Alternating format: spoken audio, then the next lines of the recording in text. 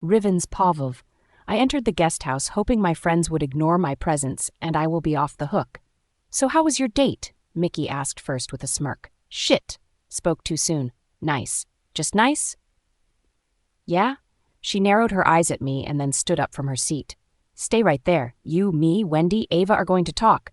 At least let me change my clothes. No, we know what are you trying to do. But, no, first we want the details, then you can do whatever you want to do. She said with an expression that actually reminded me of my mother whenever she caught me and my brother red-handed while sneaking out. Fine. Good girl. Now follow me. She moved towards my bedroom with other girls trailing behind us. Now start talking, Wendy said excitedly. I rolled my eyes at them and reported them about every detail of my date with Zayden, including the kiss. So what do you think? About what? Are you going to move in with him? I am still not sure yet. Guys, I am scared. We know, Wendy said. But we also know that if there's anyone who can give her a tough fight, then it's you. Mickey encouraged.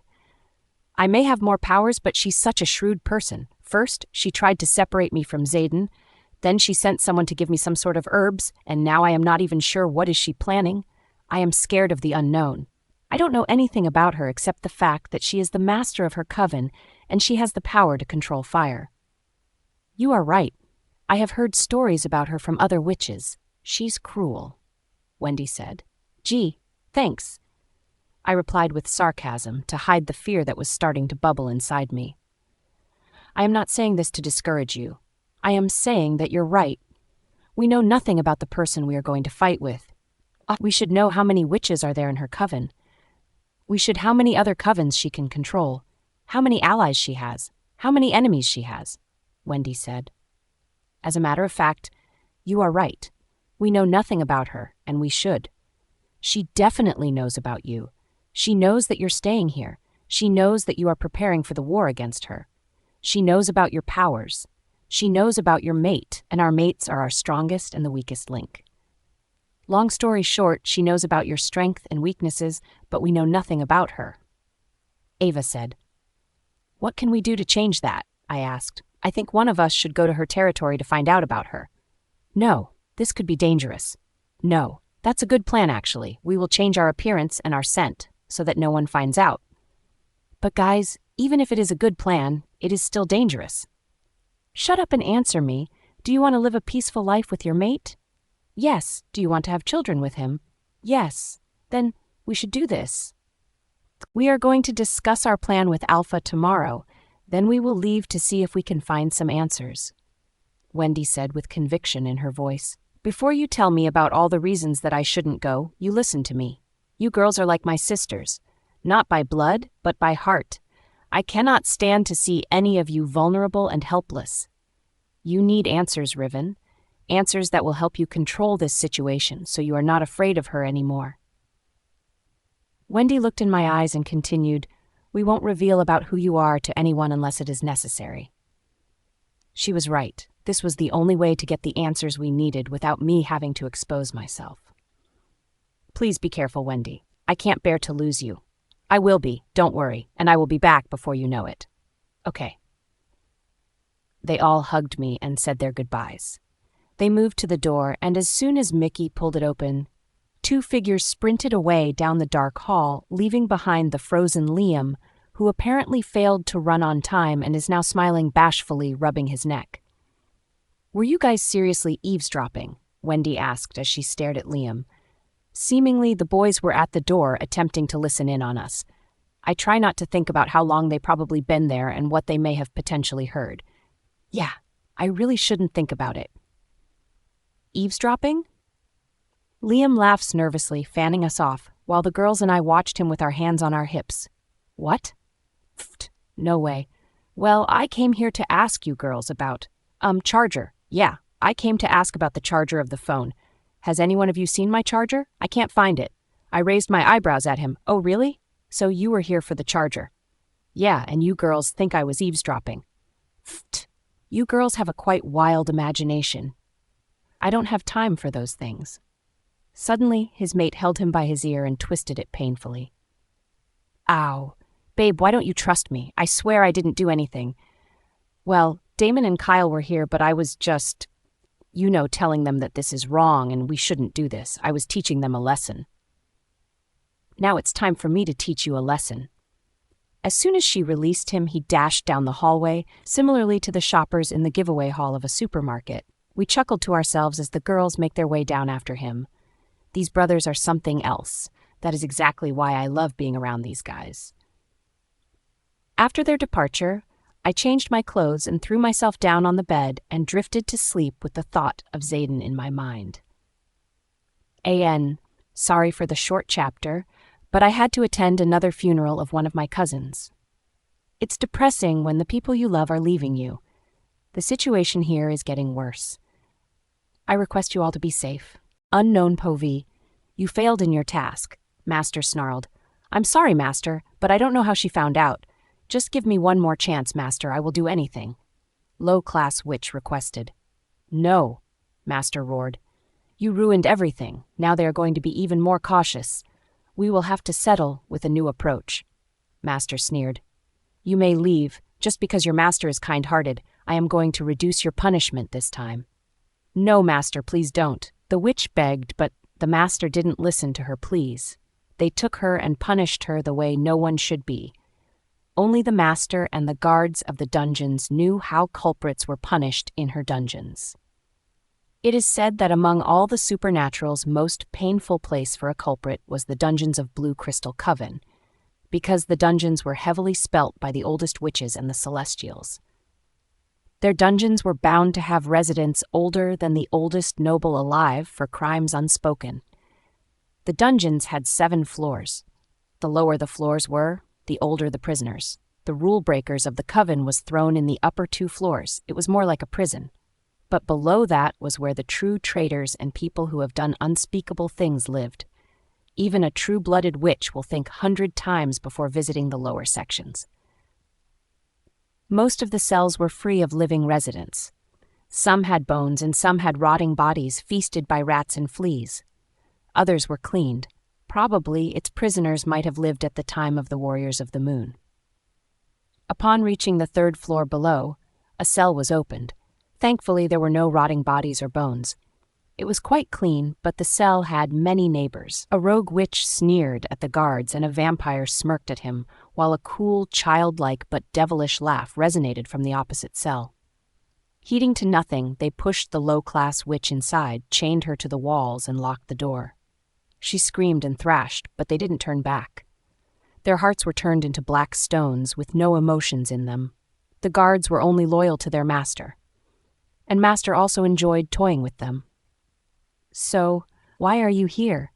The vampire asked the low-class witch, but she didn't answer. Her body was burning because of the spell that surrounded her cell. The more she moves, the more the chains will drain her. The vampire was already immune to the pain. He has been here for a long time. She wanted to talk, but her throat was already burning. She was already wounded from the beatings of the she-wolf. Her body was already weak. Silent tears escaped from her eyes. The chains dug through her wrist each time she moved them. Spines grew from the manacles to poke her soft skin. What's your story, girl? You look so innocent. You don't seem like a traitor to me. Another prisoner mocked her. The witch kept her head low. Who knew what felony she had committed to land herself here? I am only trying to take your pain, darling, and talking helps. I can feel your mind slipping away to the void, sweetie. Soon you will also be immune from all this pain. I don't know what went wrong, the low-class witch said with a silent sob. The vampire smiled and said, So you do talk? Shut up, Ed, the rogue witch said. The vampire just chuckled and shook his head. Sorry, continue, my Bella. The master gave me a task and I couldn't complete it. The low-class witch replied. So you work for the master? The rogue witch asked. Yes, she replied in a small voice. Now I know where you went wrong, the rogue witch said as if she knew something. Excuse me, low-class witch named Evelyn said. Yes, my girl. I mean, seriously, you are working for that monster. She's good for nothing, the rogue witch said, her voice laced with unknown emotions. Don't talk about her like that. She's my master, Evelyn said. She doesn't deserve to stand at that position. Vampire said, But she's the rightful heir. She is the strongest witch alive. Of course, she deserves that position. The witch defended her master. That's where you are wrong. A new voice said. My, Vampire's voice droned. Is Lillian speaking? When the witch looked at her left, the vampire was grinning like a fool. There were laughter lines on his face, and his deep brown eyes shone with a glint you rarely saw in anyone. It was crazy and madness with the hint of the genius head in them. Shut it, you bloodsucker, the new voice snapped. It's so lovely to hear your voice almost after 18 years. She snorted and then cleared her throat. Ignore him. The witch gulped. 18 years. How long she had been here? Yes, it's been almost 18 years, she said, shrugging. A gasp left her. You can read minds? Witch asked. She nodded. Not just that, I can do so much more. You just entered my mind without my permission? Witch asked. She clicked her tongue. Don't be so offended. If I hadn't shut down your mind just now, you would have almost gone into a coma. You can use your powers here, Lils? Vampire asked. Don't call me that, she warned. And yes, I can use them here. How? The witch questioned. Well, you see, I can tell you, but I am not going to, Lillian answered. But why? Evelyn questioned. My answer is extremely simple. You are your master's pet, so I am not going to tell you anything. The witch nodded. You can make her forget afterwards. The childlike voice interrupted. Then what's the point of telling her? Vampire nodded and said, Smart answer, Lil, never mind. The vampire knew that Lillian is extremely powerful, so he didn't want to irritate her. You just said that my master doesn't deserve her position. Why? Lillian didn't answer her question, but she asked another question to the witch. Do you know how your former master died? Witch shook her head. Do you know who's the current resident of the 5th floor of the dungeon? Witch shook her head again. She was getting confused with all these questions. Use the words Bella, or I will break your no bone. No bone? Evelyn repeated. Your second cervical vertebra is known as axis or no bone, my Bella, Vampire said. Seriously? Rogue Witch exclaimed. What? Vampire asked innocently. That's the Dom talking in you, the Rogue Witch replied nonchalantly. Vampire smirked. That's right, and she looks like an innocent sub to me. Shut it, bloodsucker. No one wants to know your shucks fantasies, the childlike voice said. The vampire pouted but complied. In all their catfight, the witch was even more confused. She wanted to know who's the current resident of the 5th floor and what lies beneath. This is the first time they dragged her on this level. She knew she wasn't a traitor. She knew she has always been dutiful to her master. But in here it seems something's amiss. And these prisoners knew more answers than anyone else in the coven. Unknown POV. So, who's the resident of the 5th floor? Evelyn questioned to no one in particular. The prisoner's behavior changed towards her the moment she said that she works for her master. Trust me, you don't want to know, the vampire replied. Why? The vampire didn't answer but laughed at her innocence.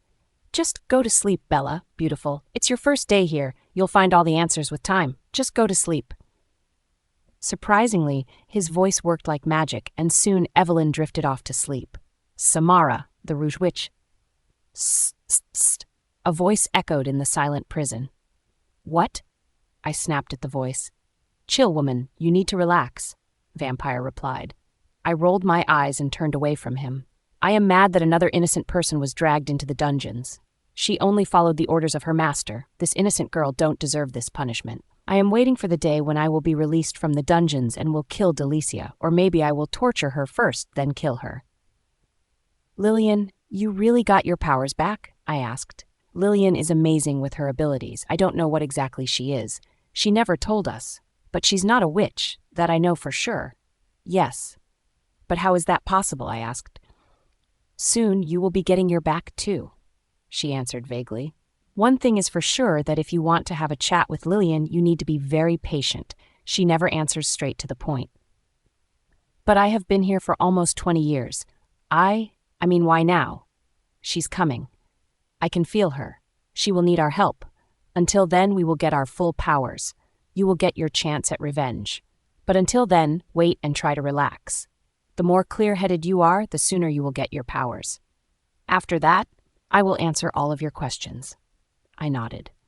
One more thing about Lillian is that she's extremely smart and a far-sighted person. If she says that I will be getting my powers back, then she must know something that I don't. And if I got my powers back, then I'm going to free the residents from every floor of these stupid dungeons, even from the last one too. No, you are not going to do such a thing, Lillian exclaimed. Sorry? Did you just read my mind? I asked.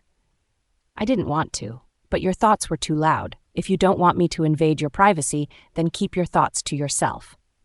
Lillian said with anger laced in her voice. I'm sorry, but don't you think that we should help other prisoners too?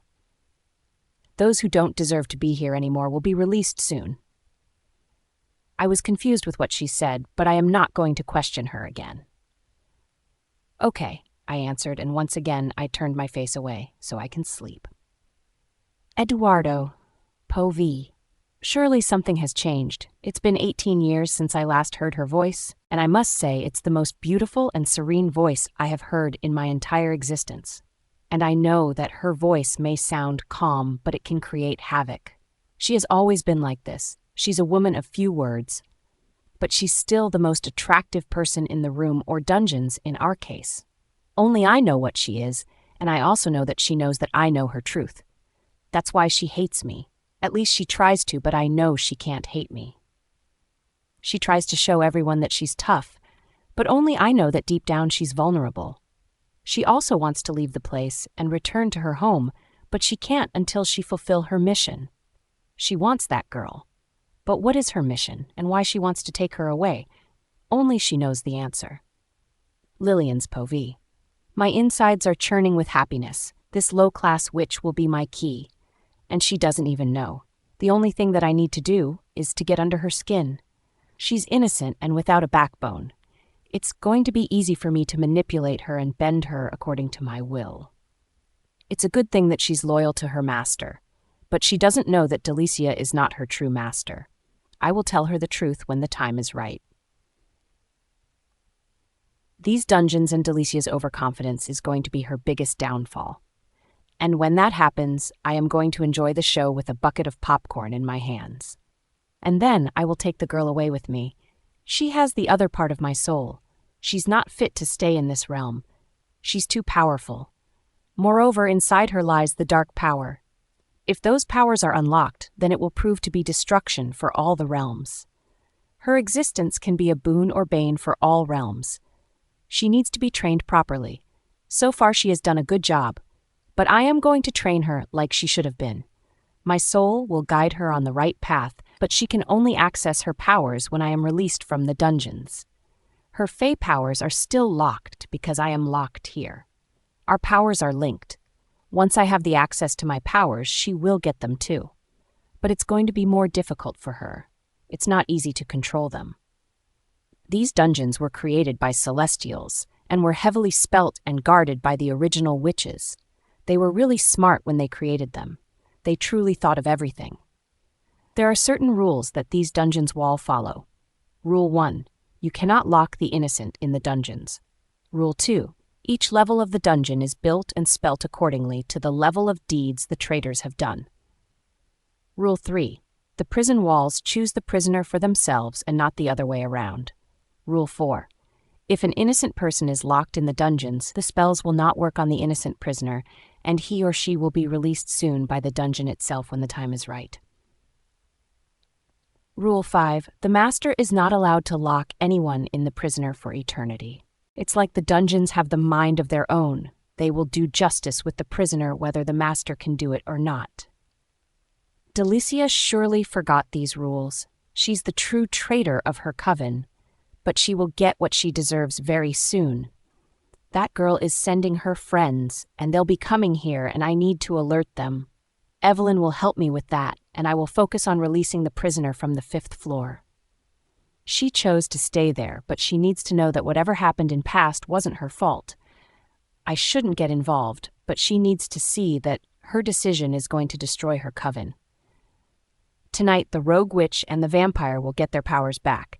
We will be released soon. That only means that I don't have much time left. We need to escape from here as soon as possible, and I need a solid plan. Hey guys, new twists and turns are coming. So fasten your seatbelt. I know that this chapter was quite confusing, but upcoming chapters will clarify everything for you. Until then, Shabbat Khair. May your night passes smoothly. Rivens Pove. I have been sitting now for about 2 hours and I can't sleep because of 2 reasons revolving in my mind. First, my date with Zayden, and second, I have been thinking about Wendy's plan. I know she's right. The more information we have about our enemy, the easier it will be for us to defeat her. It's midnight right now and everyone is asleep except for me. I don't know why, but I just couldn't. Maybe a run would be good for me. I walked out of the house, undressed and shifted. Rhea has been asking to run for a long time, but because I was busy, I was constantly denying her. Now's the good time for a run. I can take a look around the border, too, to check. I started running without knowing where I was going. The wind against my fur, the soil beneath my paws felt amazing. I had been running for about 30 minutes now, but I still could not seem to relax. One of the best ideas I have had today popped into my mind, and I made my way towards the clearing. I shifted back and dressed quickly. Once I was done, I made my way towards the water. I had been sitting there for about good 5 to 10 minutes in peace until I smelt a familiar scent. "Beautiful woman like you shouldn't be here in the middle of the night," he said. Was that a compliment? No, it was advice, he smirked. Thanks, but I can take care of myself. You do remember that I kicked your ass during the training. He rolled his eyes at me. So what are you doing out here so late? He asked while taking a seat next to me. Shouldn't I be asking you the same thing? He shrugged. In case you forgot, I am the alpha of this pack. It's my duty to ensure the safety of my pack, so I was just checking the border patrols. I nodded in understanding. You still didn't answer my question? He asked again. I sighed. Couldn't sleep. I wasn't really in the mood to talk, so I kept my answers short. What are you thinking about? He pushed. I gave him a look that said, I don't want to talk, and he did a gesture with his hand that said, his mouth is sealed. I don't mind sitting with him here and staring into nothing, but even I didn't know why I was feeling like something's wrong. I'm sorry, but I don't know why, but I am, I said after some time, but couldn't complete the sentence. Something happened? He asked. Yes. Then I told him about our little plan and why I am against it. I understand. You are worried about them because you care about them a lot, and that's normal, but those worries shouldn't stop us from taking risks, he commented. What do you mean? I asked. You know, when we start the training of young pups, their parents are allowed to join them only on their first day of training. I know, but why? Because when we train, it's natural for them to get hurt, and if their parents are there, they might not be able to see their pup getting hurt. They know their pups must train for their survival, that's why they never stop them from training.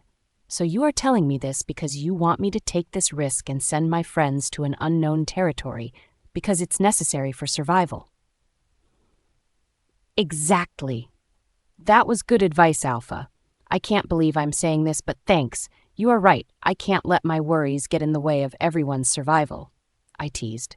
My pleasure, Luna, but I don't give free advice. He said jokingly, and I liked this side of him. Sorry I didn't bring my wallet with me. I'll pay you tomorrow for your advice.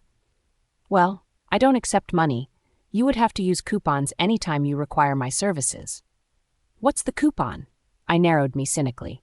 He leaned his head closer, placing his arm on my left side, and I stared into his compelling eyes. A kiss, and I gasped. There are different levels, so don't worry. He leaned back against the tree, crossing his arms against his chest. Simple advice warrant a small peck on the cheek. The medium level requires just he smirked, a smooch on the lips. I bit my lips, already dreading the last level. And huge advice? I asked. Huge advice. His eyes glisten with mischief and lust, both elements wrapped in one, will warrant a fresh kiss, with tongue and everything, and the advice I just gave you was a big one. He quirks his eyebrows, a devilish simper on his mouth. So, I'm going to need the coupon. He dragged me by my waist, put me on his lap, and claimed my lips. The sudden action caught me off guard, and I started laughing into his mouth. He broke our lips and looked at me, amusement shining bright in his eyes. That was not even a smooch. I still need my payment. He smiled and encircled his arms around my waist. I shook my head and refused him. So, I am not getting my payment? Nope, I said. This is why I don't do loans, he said, and I burst out laughing at his statement. He kissed my cheeks and pulled me against his taut chest. Don't forget you owe me. I bit my laughter and turned my face towards him. You're right, I owe you. Exactly. Glad you see things my way. Okay, let me give it to you. Really? Yeah, but close your eyes first. He knew I was planning something, but then still he closed them. I brought my face closer to his lips, but instead of kissing him, I bit his chin and then licked it. Zayden's eyes snapped open as I laughed and quickly scrambled away from him, but before I could move back, he dragged me back on his lap and wiped his chin through the cheek. What on earth was that? And I panted for air from all the laugh. That was your coupon, I replied, panting and grinning. Oh, coupon, huh? Yes, you said tongue and all. So I gave you my tongue and little bit of my teeth. I smiled innocently and pushed him away. I gave you what you asked from me. Now I should go back. Good night, Alpha. He shook his head while chuckling. Let me walk you to the guest house. He didn't wait for my response and started walking by my side. He walked me back to the guest house and left. I got to my room and felt the sleep want to come and take me. I face planted onto my bed with a smile and fell into the darkness without the anxiety taking over me this time. Zayden's povey. I was walking through the clearing when I felt someone behind me. I turned around and realized that there was no one. I continued my walk and felt the calm of nature. Riven was right. Nature is the best stress reliever.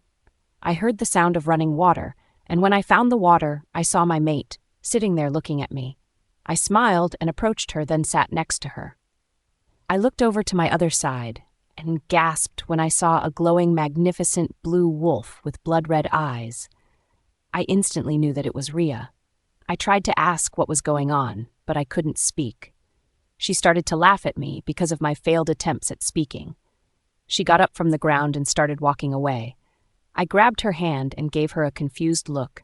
She gave me an assuring smile, and something compelled me to let go of her hand, and so I did. She had her back turned to me, but then she suddenly faced me and gave me a quick nod and turned away with her wolf. I followed her and saw that she's fighting with someone. They weren't wolves, that's for sure.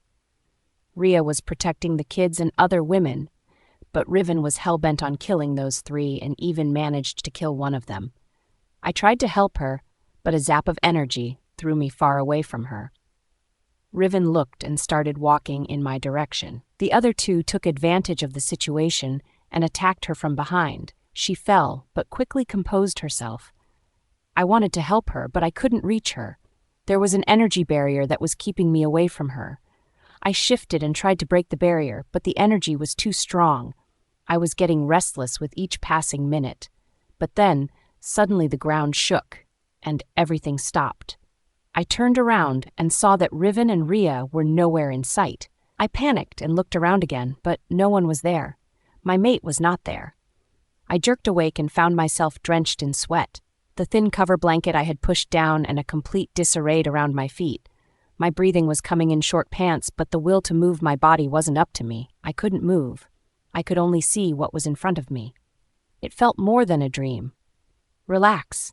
Maybe it was what it was. Only a nightmare, Henrar said. But it felt real. Nothing will happen to Mate. We will protect her. Henrar roared. You are right. We will protect her. I got out of bed and took a quick shower. I stepped out of the shower and changed my clothes. After my dream, I thought of visiting Riven once again.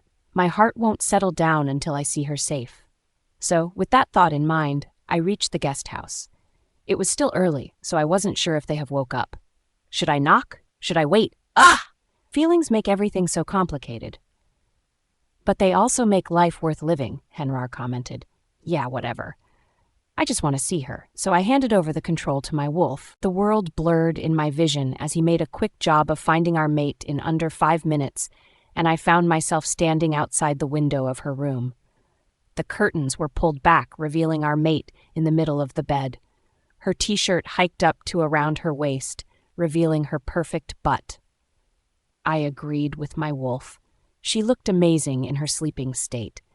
If that was what we should be expecting when she would sleep every night in our bed, she wouldn't have a single night of good night sleep. I wouldn't be able to keep my hands off of her. Suddenly, she started moving, rolling onto her back and then onto her side. She was facing us. Her eyes were still closed. We slightly moved to our right and allowed the light to illuminate her sleeping face. She looked ethereal and enchanting. Our eyes traveled down to her body. My body reacted immediately upon seeing how provocative she looked. Unknowingly, my wolf released a deep, possessive growl. It was loud enough to awake anyone nearby. Instinctively, our eyes flew back to her face to catch a pair of sleepy eyes staring back at us. "Zayden," she said sleepily. She pulled herself up into a sitting position and rubbed her eyes. She stood up from her bed and walked over to the window. She was so close. Whenever I see her, there's a voice inside my head that wants me to devour her. "What the hell are you doing here? It's still early." She growled. That snapped us out of our messy thoughts about her. My wolf displeased with her tone. He wanted to teach her a lesson. I didn't get to process what he was thinking. All thoughts stopped the second I grabbed her by the neck and went down to meet her halfway through the window. We kissed her with a primitive hunger. It was bruising, and I willed my wolf to pull back, but our little kitten bit our tongue. I can taste a hint of our blood mixed into our connected lips. Releasing another feral growl, I tightened my grip around her neck before releasing her lips. If it was anyone else who had shed our blood, they would have been dead by now.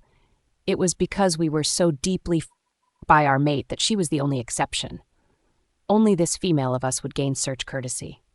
"Mine," I whispered in a huskier voice, staring down at her in a half-surprised state. What are you doing here?" She whispered and glanced behind her. I just needed to see you." "Why? I mean, we met last night. I know, but I had a dream. It was. Shh. It's okay. Come. No, it's fine. Zayden, it's too early. Come in, sleep beside me for a while. Can I hold you yes, now come in." And I entered in without much debate and lay down beside her. I circled my arms around her waist and pressed her to my chest. Inhaling her scent one more time, I slowly drifted off to sleep. Without nightmares? Losing my cousins during the pandemic, and now my pet is already depressing and I can't take it anymore. I appreciate those who have supported me with their words of appreciation in the comments. And I know I said that all kinds of comments are accepted, and don't hesitate to point out my mistakes in a constructive way. Special thanks to Dimples Williams and Joanne Snyder score 1. If the story is not good enough for you, you can choose to stop reading, but please refrain from harsh comments. I am trying to be optimistic, and your negative comments are stopping me to do that. Please, my kind readers, just understand that no one is perfect. Thank you. Rivens Pov. The drive to the airport proved to be a long one, as the 5 of us rode in awkward silence. I wore my darkest aviators to hide the puffiness under my eyes that were proof of my relentless crying since this morning. I just keep getting this feeling that something is about to happen. I'm not sure what or when, but I feel like everything is going to change soon. I just don't want to think about the fact that this is a huge risk my friends are taking for me. I scrutinized the small airport's lack of security as I walked Wendy and Caleb through one metal detector to the scanner and then to their terminal. After discussing the plan with Zayden today, we decided, well, more as they decided, and I objected. But still, here we are. Zayden is sending one of his warrior with Wendy and Caleb for their journey. Wendy is a witch, so she can handle the situation if something goes wrong. She already has spell potions that will hide their scent. So no one is going to find out that the other 2 of them are werewolves. The warrior who's going to accompany them is Jackson. He has friends in Blue Crystal Coven, so hopefully they will manage. Jackson was a tall man of slim build, and every inch of his body, spare his face, was covered in black tribal tattoos. He was a handsome man, if that's what you could call him. He had brown skin with dark mahogany brown hair and eyes so dark that they almost looked black. I have seen him fight before. I am sure if something happens, he will protect my friends with his life. They both hugged me tightly for a brief second and then let me go. "Don't worry, Luna. I will raise some hell in Blue Crystal if anything happened to your friends," Jackson said in a light tone. I couldn't tell if what he said was a joke or if he was serious. Their flight was announced over the loudspeaker before I could ask, so I took a second to hug each of them before they are boarded. Please be careful. You guys are like my family, so you all better come back to me in single piece, and Jackson, that includes you too." Caleb shook his head and had an expression that told me that he thought I was being ridiculous. Don't be a drama queen. We will come back with information in a single piece, and then we are going to fight together against her, so stop crying. He wiped my tears and hugged me one last time. They all waved as they boarded the plane. I stood there staring out of the windows of the airport. I wouldn't move until their plane was completely out of my sight. This is the part that I was dreading, I thought to myself. Zayden was waiting for me in the car. He knew that I needed some time with my friends, so he just stayed there. We were now returning to the pack. I canceled my plans to visit my old pack and personally meet my parents. I will ask whatever questions I have on the phone. There are so many preparations that need to be done if it comes to the battle with the evil witch. Driving in silence allowed me too much time with my thoughts, and I am glad that Zayden didn't give talk to me throughout the journey. He's been acting weird since this morning. I know that this is related to his nightmare. I liked sleeping with him in the morning, but I think I need to put aside my romantic feelings and focus on the current situation. I glanced in my side view mirrors, checking for anything suspicious. I have developed this habit of looking over my shoulder all the time now, just to be extra careful. That's when I noticed a black car had followed us all the way from the airport. Maybe it's just someone traveling this way, I told myself. But with each turn we took, the car still followed us with every turn we took. Never overtaking our car, never driving beside our car, the car kept its distance from ours. Zayden, I think. I know. Don't worry, he assured me. Our car was coming up on the exit. It was not the exit we needed, but I knew Zayden was going to just pretend to take it to see if the car followed. He turned my right turn signal on about half of a mile from the exit.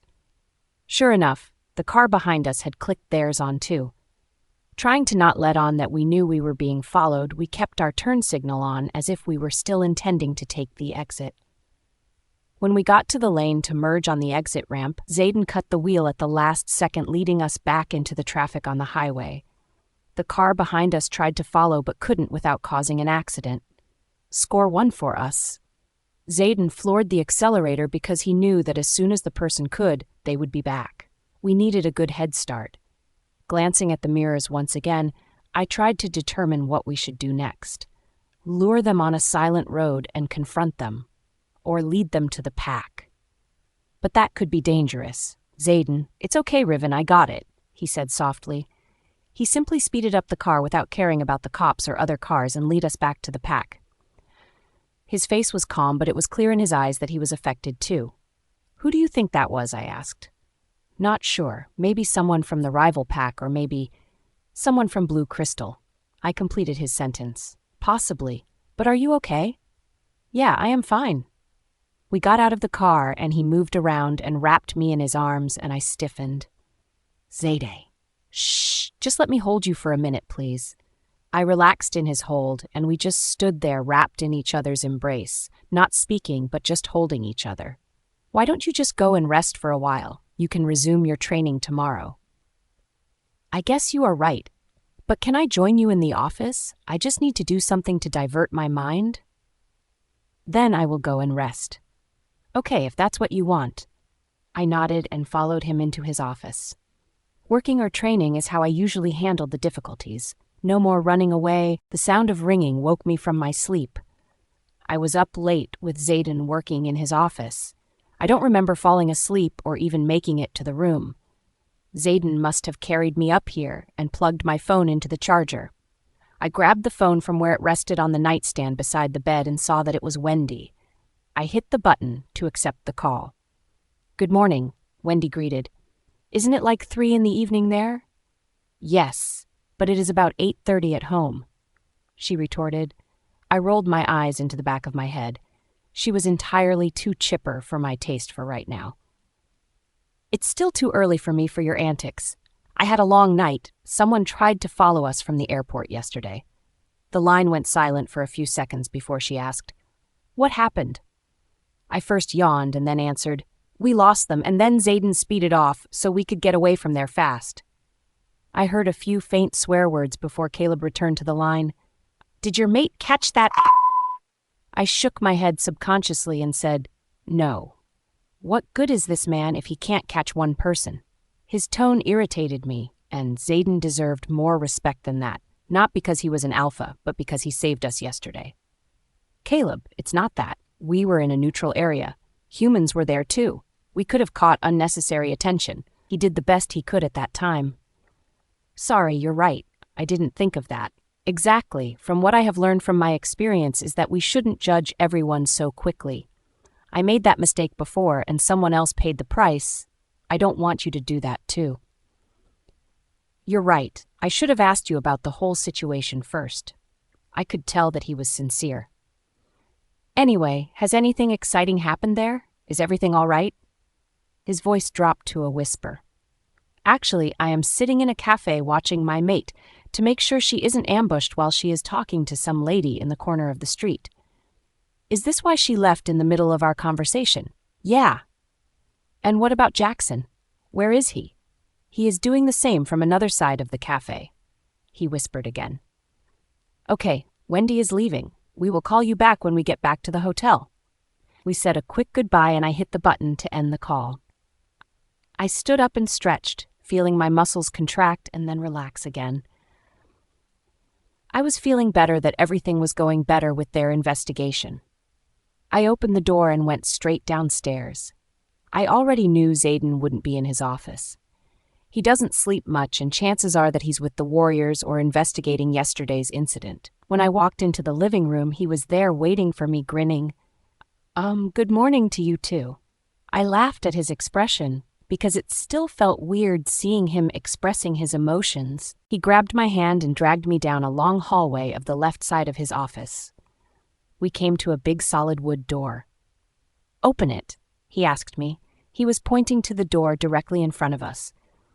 Unsure of what I would find behind that door, but positive that it had to be something good to make him this happy, I turned the knob and pushed the door open.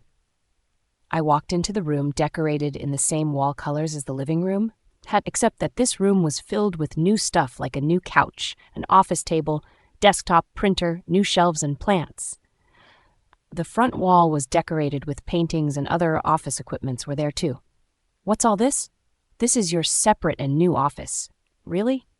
"Yeah, do you like it?" he asked nervously. "Are you kidding me? It's so much better than your boring office." I turned to him and embraced him. "It's perfect." He wrapped his arms around me in return. "I am glad you like it. Now you have something to help you unwind from everything." I couldn't help it. I just hugged him and wouldn't let him go. What he had done for me was so above and beyond what I could have ever expected. I couldn't even imagine how he had gotten all these equipment in just the time that I was sleeping. "Thank you so much." He kissed the top of my head and just said, "Thank you for giving our relationship another chance." He updated me about everything and then left me in my new office. He really thought of everything. There's also a coffee maker in my office, which I extremely appreciate, because I haven't had breakfast and I desperately need coffee to truly wake me up. I made 2 cups of coffee and carried one into Zadin's office. "What are you doing?" I asked while putting the coffee mug on his table. "I am trying to find about the person who was following us yesterday." I bit my lip remembering what Caleb said about him. I knew he won't settle down until he finds that person. We discussed few matters, and then I left him in his office to put my newly designed workroom to use. I walked over to the laptop and started working on the pack matters that needed to be sorted out immediately. I also made few calls to the builders that are handling our new project in town. It was mid-evening before I knew it. A knock sounded on the door, and I knew it was Zayden. "Come in, it's your house after all." "It is your office after all." "Touch, eh?" He walked over and informed me about the training. Damon and the rest of them were now in charge of training. Now that I am back, I have released Emma from extra burden so that she can relax and spend more of her time with her mate. He looked around the room and said, "You work quite fast." I shrugged and said, "Yeah, when I needed to divert my mind, so I have been working continuously to do it." He looked at the stack of papers that I've already gone through, and then at the bundle that I'm going through. "You know what, you need to close these files and get some food in your system." He was right. I hadn't eaten properly since morning, excluding the amount of coffee I had in a single day. "Okay," I said, and I got up to follow him out of the room. He led me to the dining room on his floor. While I was working, he had cooked and set the table, complete with candles and all of the romantic works. I accepted the seat he pulled out for me and watched him take the seat across from me. Each of our plates held a strip of filet mignon, creamed potatoes, and freshly steamed green beans. "It looks delicious. Did you cook all of these?" "Yes. I wanted you to have a proper meal. I observed that you have been neglecting yourself, so I wanted to take care of you." I thought about it, and it made me realize that he's right. It was hard keeping up with a proper diet when you've already so much to do. I haven't intentionally been not eating. It's hard to remember to eat something when I have already so much on my mind. I was stressed about my friends. "Do you want to talk about it?" "No, it's fine. I talked to them this morning and everything is fine there, so now I can eat without stress. I am glad their investigation is going fine." He smiled. I smiled because underneath the rough and sexy exterior, he was really sweet. I took the first bite of the food and tried to bit back the moan. "This is a masterpiece. It's truly delicious. I am glad you like it." We finished our dinner in silence, sharing a glance and smile here or there. He was trying so hard to give me the space I needed, but couldn't be away from me for too long either. But deep down I appreciated his efforts. After dinner, I offered to clean it up, but he sent me back to my office to complete my work. "Please complete your work soon so I can have you all to myself for a little bit before you go to bed." I gave him a brief hug and went back to the office. There wasn't much to do, so I quickly completed my work and wrapped it up. I turned the power off on the computer, and an obnoxiously loud bell sounded throughout the whole house. It was an alarm. My heart felt like it stopped beating. Where is Zayden? I rushed to the kitchen and slammed it open and ran straight into him. The impact knocked me backwards and onto my butt. He helped me up and ran with me up the stairs into his bedroom. "Stay here and lock the door. Don't come out until I come to get you." "But I can help. Please, let me take care of you." He kissed me on the lips in a hurry and rushed out of the door. I locked it behind him as instructed and waited for him to come back. "Oh, Moon Goddess, hope he comes back soon. Rivens, Pav. Warning, this chapter contains some violent scenes. Read at your own risk." I heard a big crash and an inaudible yell from a voice I had never heard before, followed by another cloud crashes and growls. My heart was pounding in my ears. I couldn't just stand here and do nothing while Zayden was in danger, fighting to protect my life or his pack. A loud noise reverberated off the walls and shook the floor beneath my feet, and I could feel Zayden groan in pain. Through the mind link. "No. Don't you dare, Riven, stay there." I was fighting with myself. Do I stay as he told me to do, or do I go down to help him? A mind-numbing scream drifted up the stairs, causing my blood to run cold. Was that Emma or another female from the pack? I am not sure who was that, but I was not going to let anyone harm my pack members because of me while they fight for me.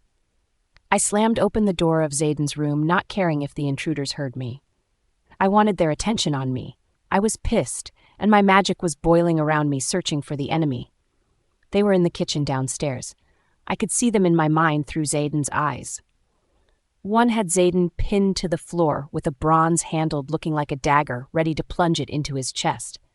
The second leaned carelessly against the wall, caging Lorcan closest to the staircase. Emma was trying to reach Lorcan, but the third one was held her by her waist. How did they get in here so easily? Are they werewolves? I have to get there before that men put the blade inside Zayden's chest. I felt ferocious, like a wild animal, with my claws on full attention and my magic swimming in waves in me and around me. I threw my body over the banister and landed in front of the reckless one slouching against the wall, who have pinned Lorcan against the wall. I pointed my energy at him and then pointed behind me to the front door. I watched as my magic picked the man up and threw him in the direction of my finger. The door splintered and crashed outward as the man sailed through it. I rounded on the man, holding the blade to my mate's chest while keeping my eyes on the one who held my best friend. I didn't like the way he was holding her. One hand on her chest, while another on her neck, He was looking at me as if he was taunting me, that I can't do anything to save her. He got it all wrong. I can save her, and I don't have to touch him to do it. I pointed my energy towards his feet, and soon his expression changed from that of smug to horror. I knew he was burning from inside. His hold on Emma loosened, and she took advantage of the situation and turned around to kick him where the sun doesn't shine. I knew that I don't have to do anything anymore. Lorcan and Emma together can take care of him. I focused on my mate, and my blood boiled. The intruder attacked him with the silver blade, but still he was doing good on his own. "You are here for me. Leave him. Come and get me back!"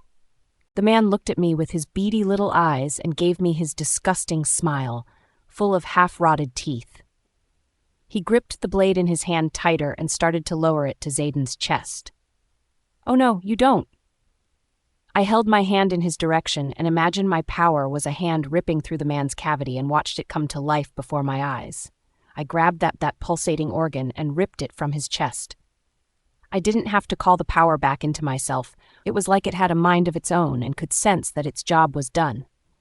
I stared down at the bloody mass that tried to kill my mate and my friends. I used my foot to roll him off Zayden's legs. I looked at Zayden now. "Where are you hurt?"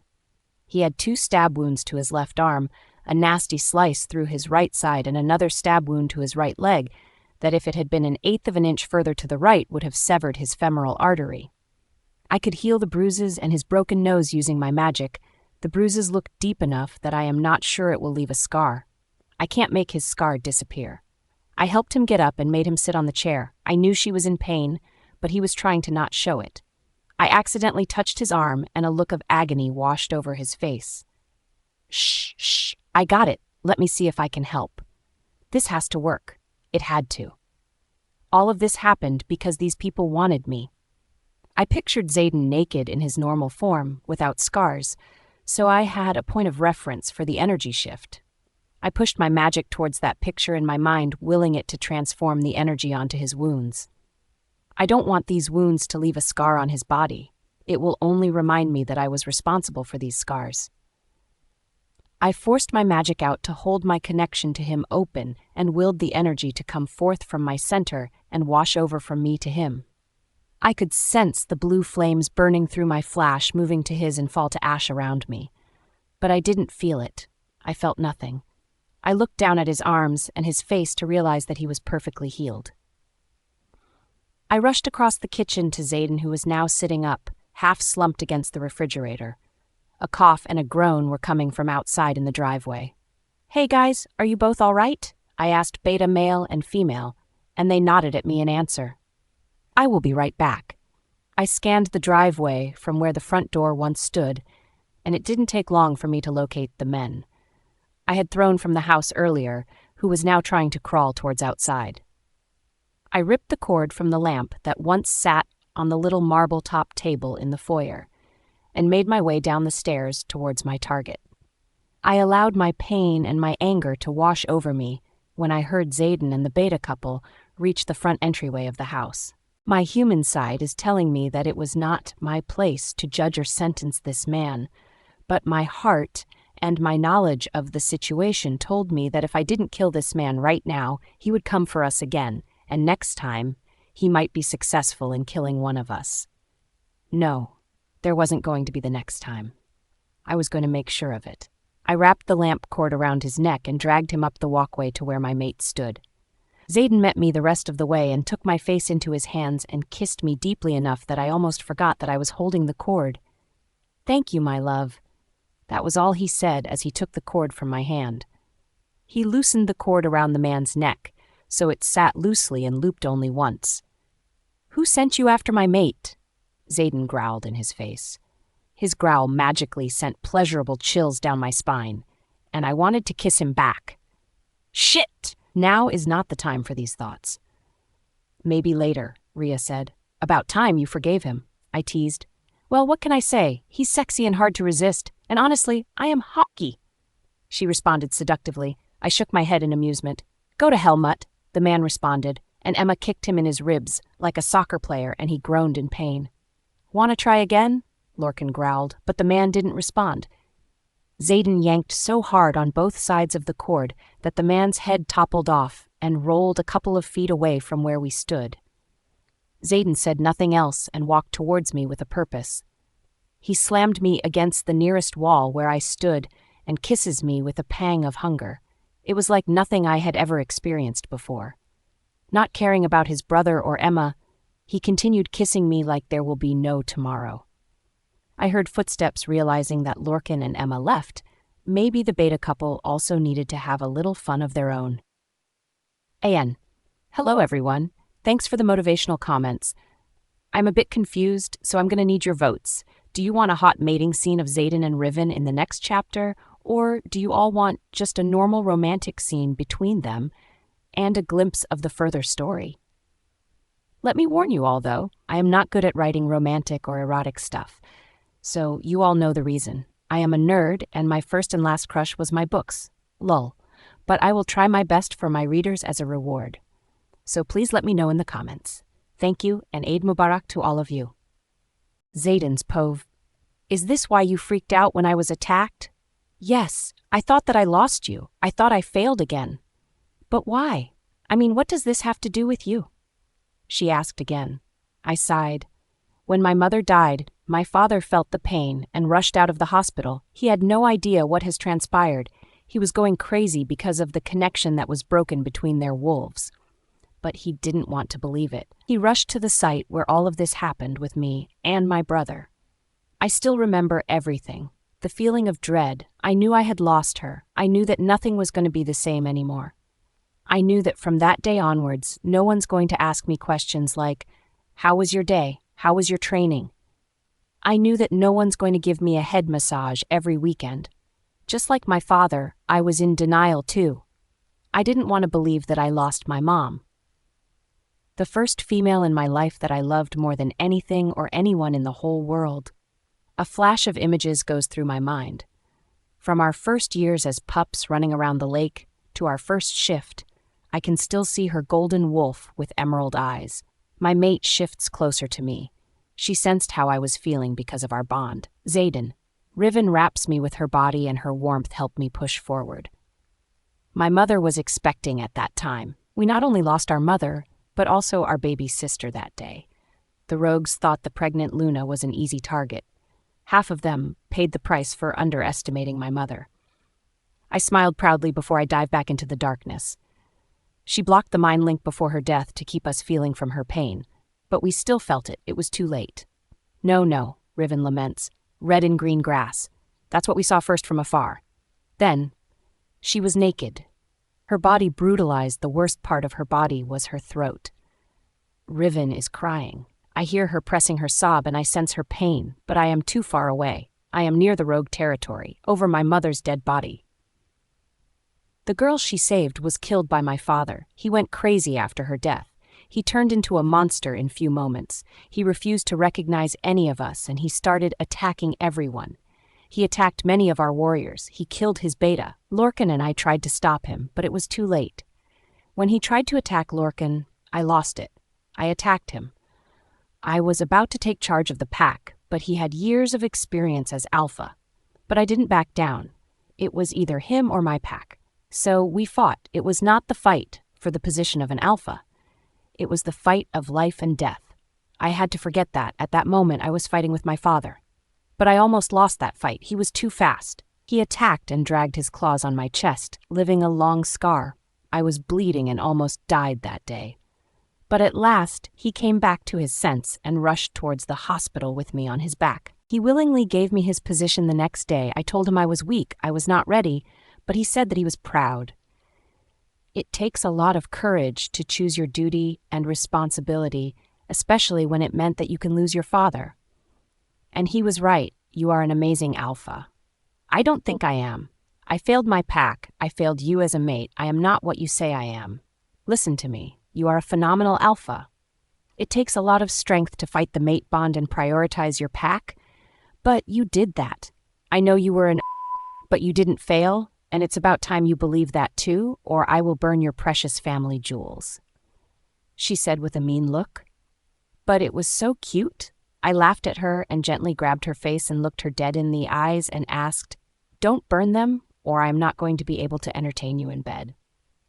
She hit my chest. "You're lucky that I love you, or else I really would have burned it." I drew her in with a long, soulful kiss, moving my arms towards her butt to pull her closer. "I love you too. I love you, Tovi." Warriors made quick work of disposing bodies from the last night while I used magic to get rid of the house of the evidence. Unfortunately, magic wouldn't replace his front door, broken, or furniture. But if we ever had to deal with law enforcement, there would be no DNA evidence to find. With a little practice, I was able to cast a protection barrier around the whole pack house of my design. Since there was no door, the barrier I cast would cause anyone who entered to go blind until I restored their vision. "I want to protect the whole pack, but that will totally drain my energy," I stated. "Don't worry. I know you are trying your best. It already took a lot of magic to put up all of the wards. Are you feeling dizzy or anything?" "No, I am fine. I just wish that I could protect the whole pack like this. But I feel stronger than the last time. My magic is lying dormant, but instead of it being completely pushed down, it felt like it is just resting under the surface of my skin, waiting to be called out. It feels like the more I use my powers, the stronger the effect it will become. But the elders from Packless warned me not to kill people. Thank Goddess, I handed the cord to Zadin last night. Reports of this morning said that they were sent by the Blue Crystal, which was not surprising at all, since she has already tried something like this. The mole was a new member of this pack. Zadin accepted him because he was an orphan and would have lost his sanity without anyone. But he never met the witch personally. The witches paid him to do their dirty work. When Wendy phoned me later that evening, we filled her in on everything that had happened the past 2 days. We are boarding a plane to come home now. We have a lot to discuss, and trust me, it will all make sense. I got to go. Jackson is going to bring us to the pack. Stay there until we get there. Wendy instructed me before she disconnected the call.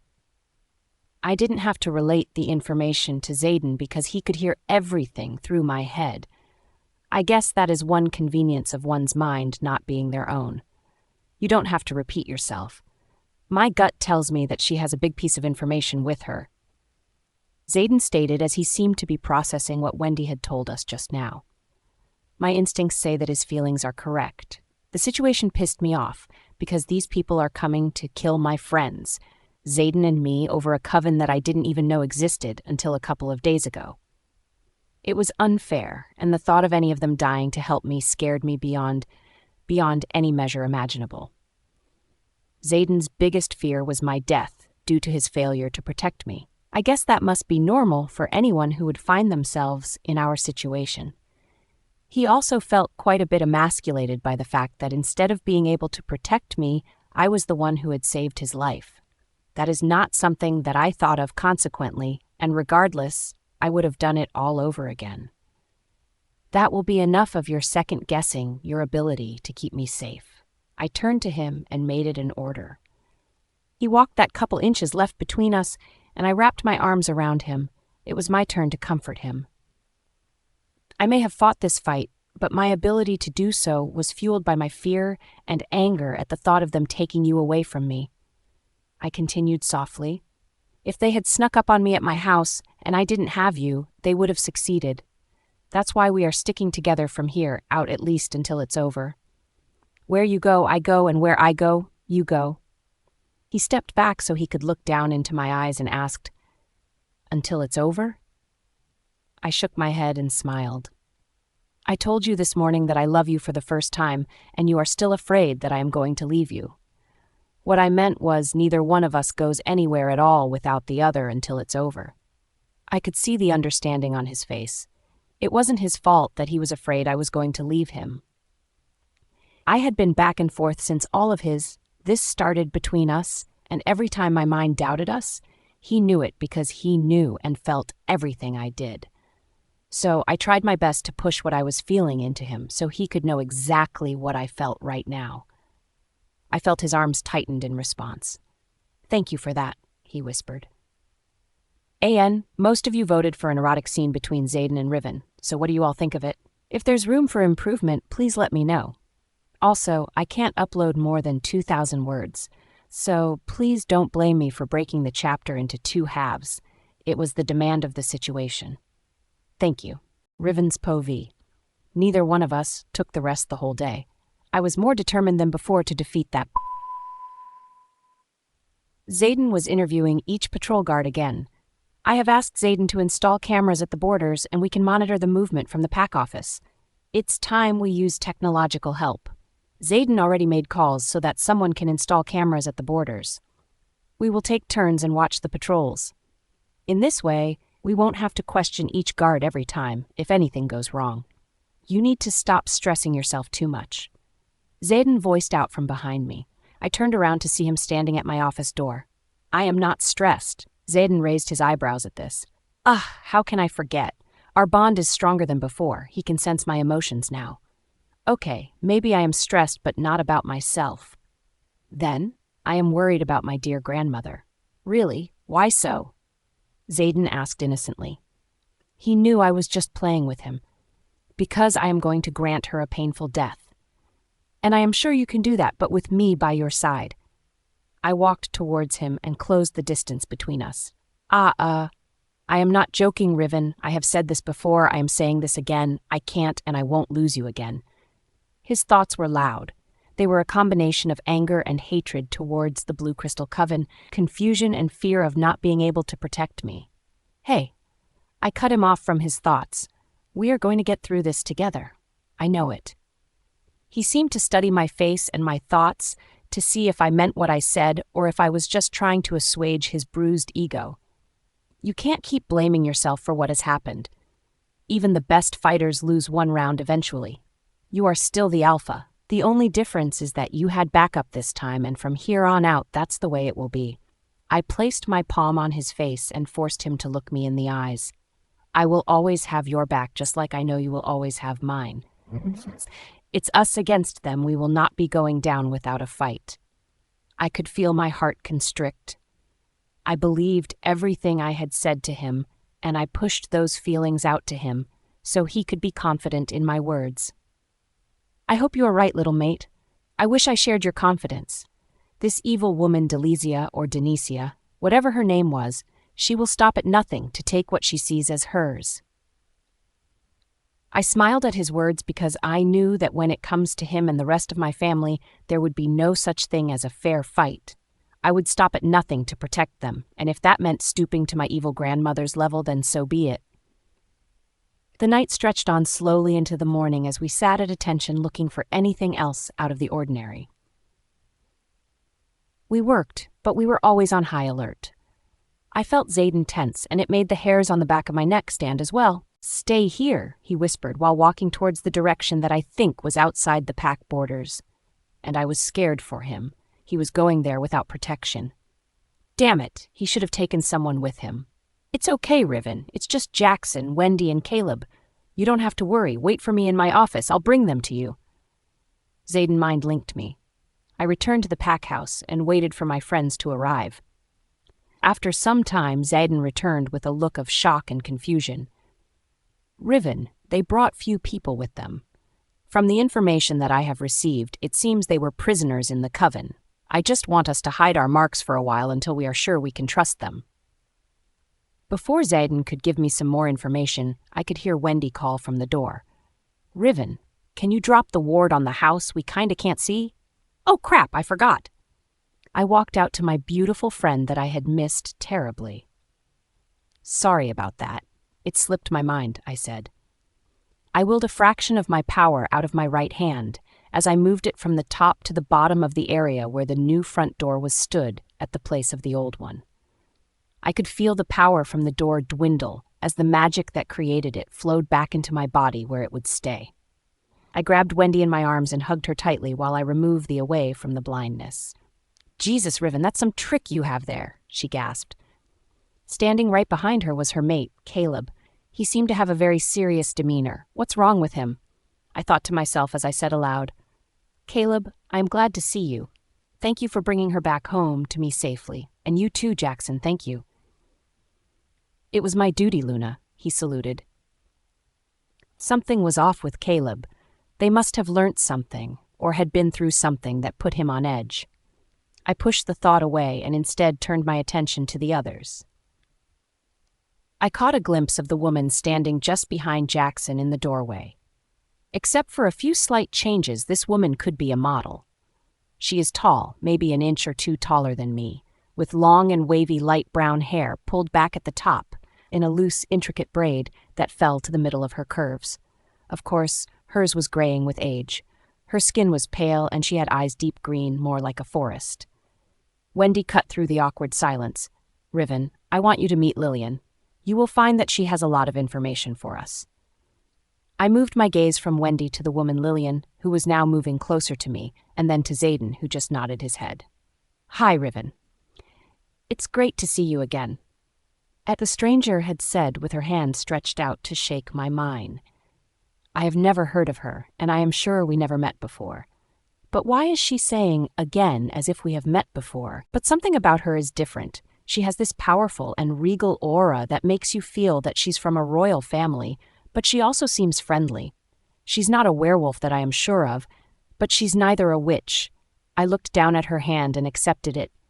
"It's nice to meet you, but I am sorry. I don't remember you." "Of course you don't. You were in your mother's womb at that time." I gasped. You. "I think we should discuss this in office." Zayden interrupted in a serious tone that only meant business. She nodded and we moved towards my office. Zayden took a seat beside me and gently held my hand. There was so much going on in my mind. The rest of them sat on the couch. "I know what you're thinking, and yes, I met your parents before you were born. I was the one who informed them that they were expecting a girl. Your father was ecstatic about the news." A tear escaped my eye after hearing about my biological parents for the first time. "How? I mean, so you were friends?" I stuttered. "No, we were not friends, but your father asked me for a favor, so I was there to help him." "What kind of favor?" Zayden asked. "I think you already know the answer to that question, Riven," she said while looking straight into my eyes. I could feel the pull towards her, as if our souls were calling each other, as if we knew each other for a long time. Ria was silent and content, and the other voice in my head that I hear occasionally was also not here. "Is she?" "Oh my, I think I do know the answer to that question, but I am still not sure. I thought you left." "How is that possible? Who is she, Riven?" Zayden and Emma asked in unison. "She's the Fae, the one who was summoned by my father." Riven's Poff. "What?" everyone else said in unison. "But why are you here?" I asked calmly. "I am here because you will need my help and information about your grandmother to win the battle against her." She answered, but it felt like she was hiding something. "But why do you want to help us? What's in it for you?" I questioned again. "Nothing. Do you know what's the sole duty of Faes?" she asked everyone. "To maintain balance and peace among all the realms." Wendy answered. "Exactly. Your evil grandmother tried to upset the balance of realms by creating you. You are an abomination. Species like you don't deserve to exist." She stated as if she was reading a newspaper. Zayden growled at her. "Excuse me?" Lorcan growled. "You can't just come here and disrespect our Luna," Jackson growled. "Look, I understand why you feel that way, but it's the truth. She has demon blood in her." "So what? She's not a demon." "She never killed anyone for fun," Emma defended. "But soon she will. Once her dark side surfaces, she will kill thousands of innocent people for fun." She said calmly. "Then why do you still want to help me?" I asked. "Because you will need me anyway. How?" "The more people you kill, easier it will be for your darker side to the surface, and when that happens, I am going to be there to stop you." "Stop me how? By killing me?" "I can't kill you. You have the other part of my soul, but I will guide you. Also, I won't let you kill too many people, so it will be easier for me to control your darker side. You're not a full Fae, but you will show few traits." "Like?" Emma asked. "Like, it will control your darker side. That's a plus. Other than that, it will guide you." "Guide me how? Like you will hear a voice telling you who to trust, or will help you make better decisions. I am not sure if you will show other abilities." I nodded. "Thank you, Lillian, but let me tell you one thing. Disrespect me or my friends one more time. You are going to be the first person I kill." She smirked. "I challenge you to do it." Everyone stood there dumbfounded. My death will lead to yours. And don't ask me why. And soon your Fey abilities will surface, so be ready. You might hear voices, and when that happens, come to find me." She replied calmly. Xaden and others were still angry about the way she talked to me, but deep down I know that she's right. I don't deserve this life. I was born as the result of an experiment, and now after so many years, I am the reason for chaos among the realms. "Don't," Xaden growled lowly in my ear. "What? Don't think that way. Whatever happened all those years ago was not your fault. Even after discovering about your abilities, you are using them to protect your pack. If it was some other person, they would have used it for selfish reasons. Your grandmother is the reason for chaos among the realms, not you," he said and kissed me on the forehead, and the rest of them agreed. Wendy was worried about me, and Caleb just stood there, leaning against the wall. Emma and Lorcan stood beside Wendy and discussed our plan. Wendy said that there are two others. One of them is a vampire, and the other a witch. They also have some useful information about the evil witch. But they are in the guest house. We discussed more the Blue Crystal Coven. Lillian gave us plenty of information about my grandmother. "Thank you, Wendy, Caleb, and Jackson for doing this for my mate." Xaden expressed his gratitude in his alpha tone. "Don't mention it, it was my duty, Alpha," Jackson said and bowed his head in submission and then left. Emma and Lorcan followed him outside to discuss some other business. "Caleb, are you okay?" I asked. "Yeah, why?" "Nothing, you're just too quiet." "I am just tired." "Okay, let's have lunch together, then you can have your rest." "Yes, please, I am starving," Wendy said. "Caleb, why don't you show Lillian to the dining room? We will talk after lunch." I asked him. He nodded his head in response. He started to lead Lillian to lead her to the group toward the hall to the right of the entryway. "It's the other way, Caleb," I hollered out. "Oh, that's right. Sorry, it's hard to keep up with the houses of this size." "That it is. I've almost gotten myself lost a couple of times when I came here first." I laughed. With that, they were gone. I turned to face Xaden and said, "You can join them too if you want. I am just going to wrap up all these files." I am not letting you out of my sight." It had gone easier and easier for me to call on my powers. I used my magic to wrap all the work as soon as possible. Xaden wrapped his arms around my waist and said, "You always have a way to surprise me," and gave me a passionate kiss that was enough to turn me on. Xaden's chest vibrated in approval. "I can smell your arousal, mate." "And whose fault is that?" "Are you trying to pin this on me? I only kissed you. It was a simple and innocent kiss and you are aroused, just like that," he said innocently. "That was not an innocent kiss, Xaden. It was a full tongue-to-tongue mind-blowing kiss," I retorted. "So you think my kisses are mind-blowing?" "Of course, that's the only thing you caught from the entire statement." "Let's grab some glasses and some brandy from the kitchen to offer our guests," Xaden suggested as he took my hand in his.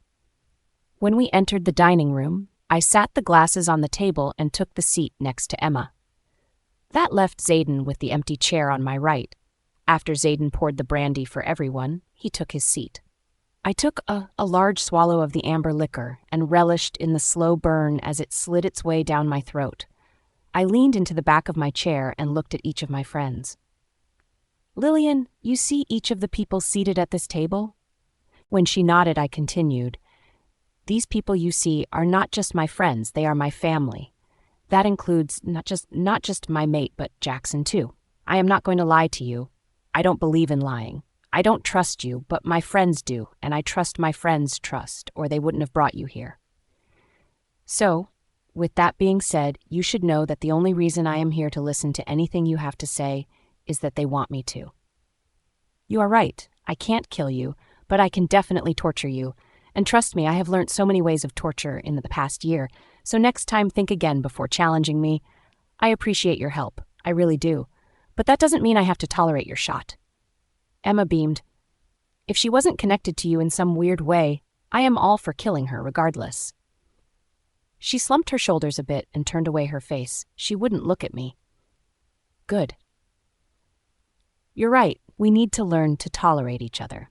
Honestly, I don't like you too. We have to learn to work together. I can't let you kill so many people in the battle, but also I can't kill you, neither you can kill me. So, let's just talk only when we need to." That wasn't the response I was expecting, but I guess that idea would work too. After that, no one talked, and we all had lunch together.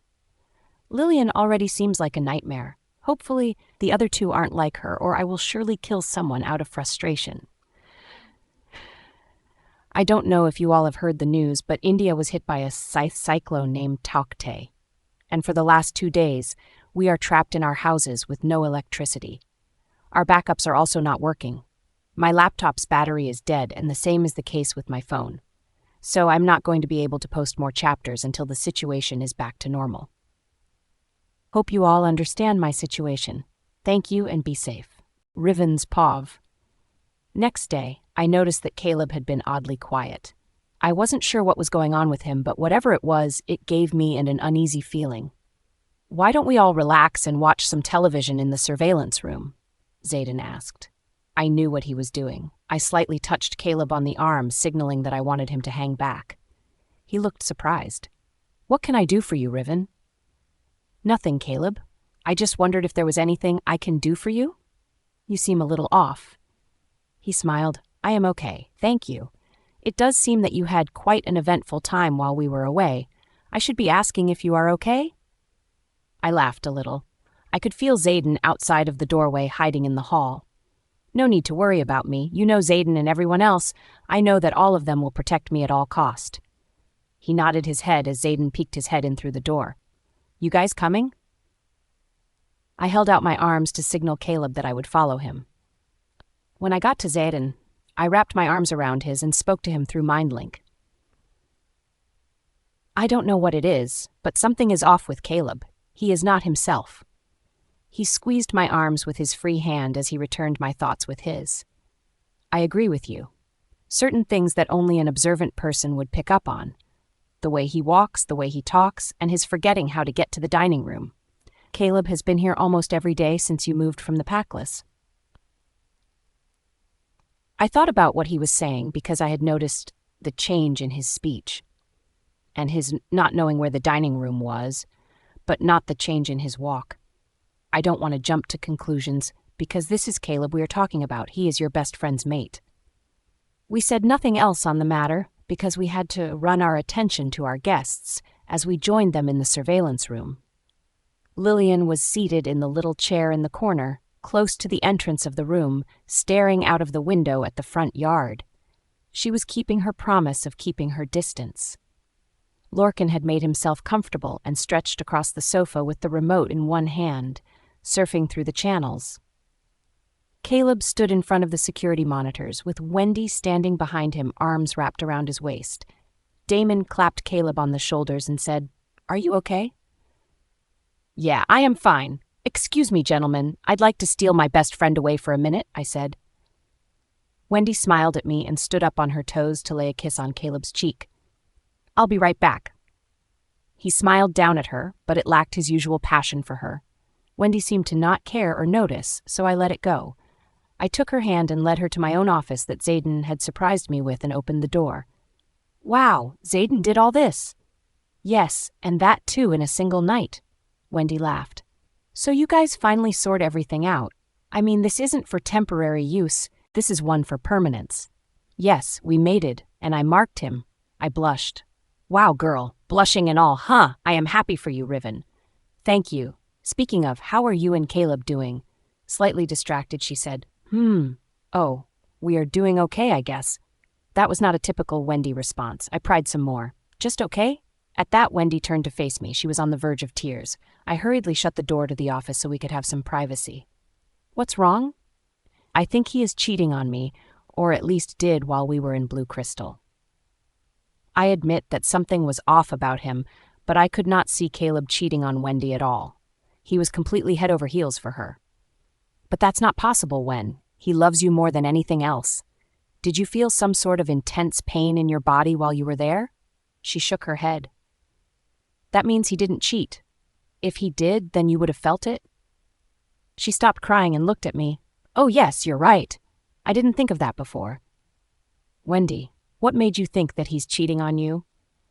She wiped a few stray tears from her eyes. "Because he keeps getting calls late at night, when he thinks I am asleep and sneaking out." The other night in Blue Crystal, he was supposed to pick up dinner from the pub down the street from our hotel, and he was gone for almost 3 hours.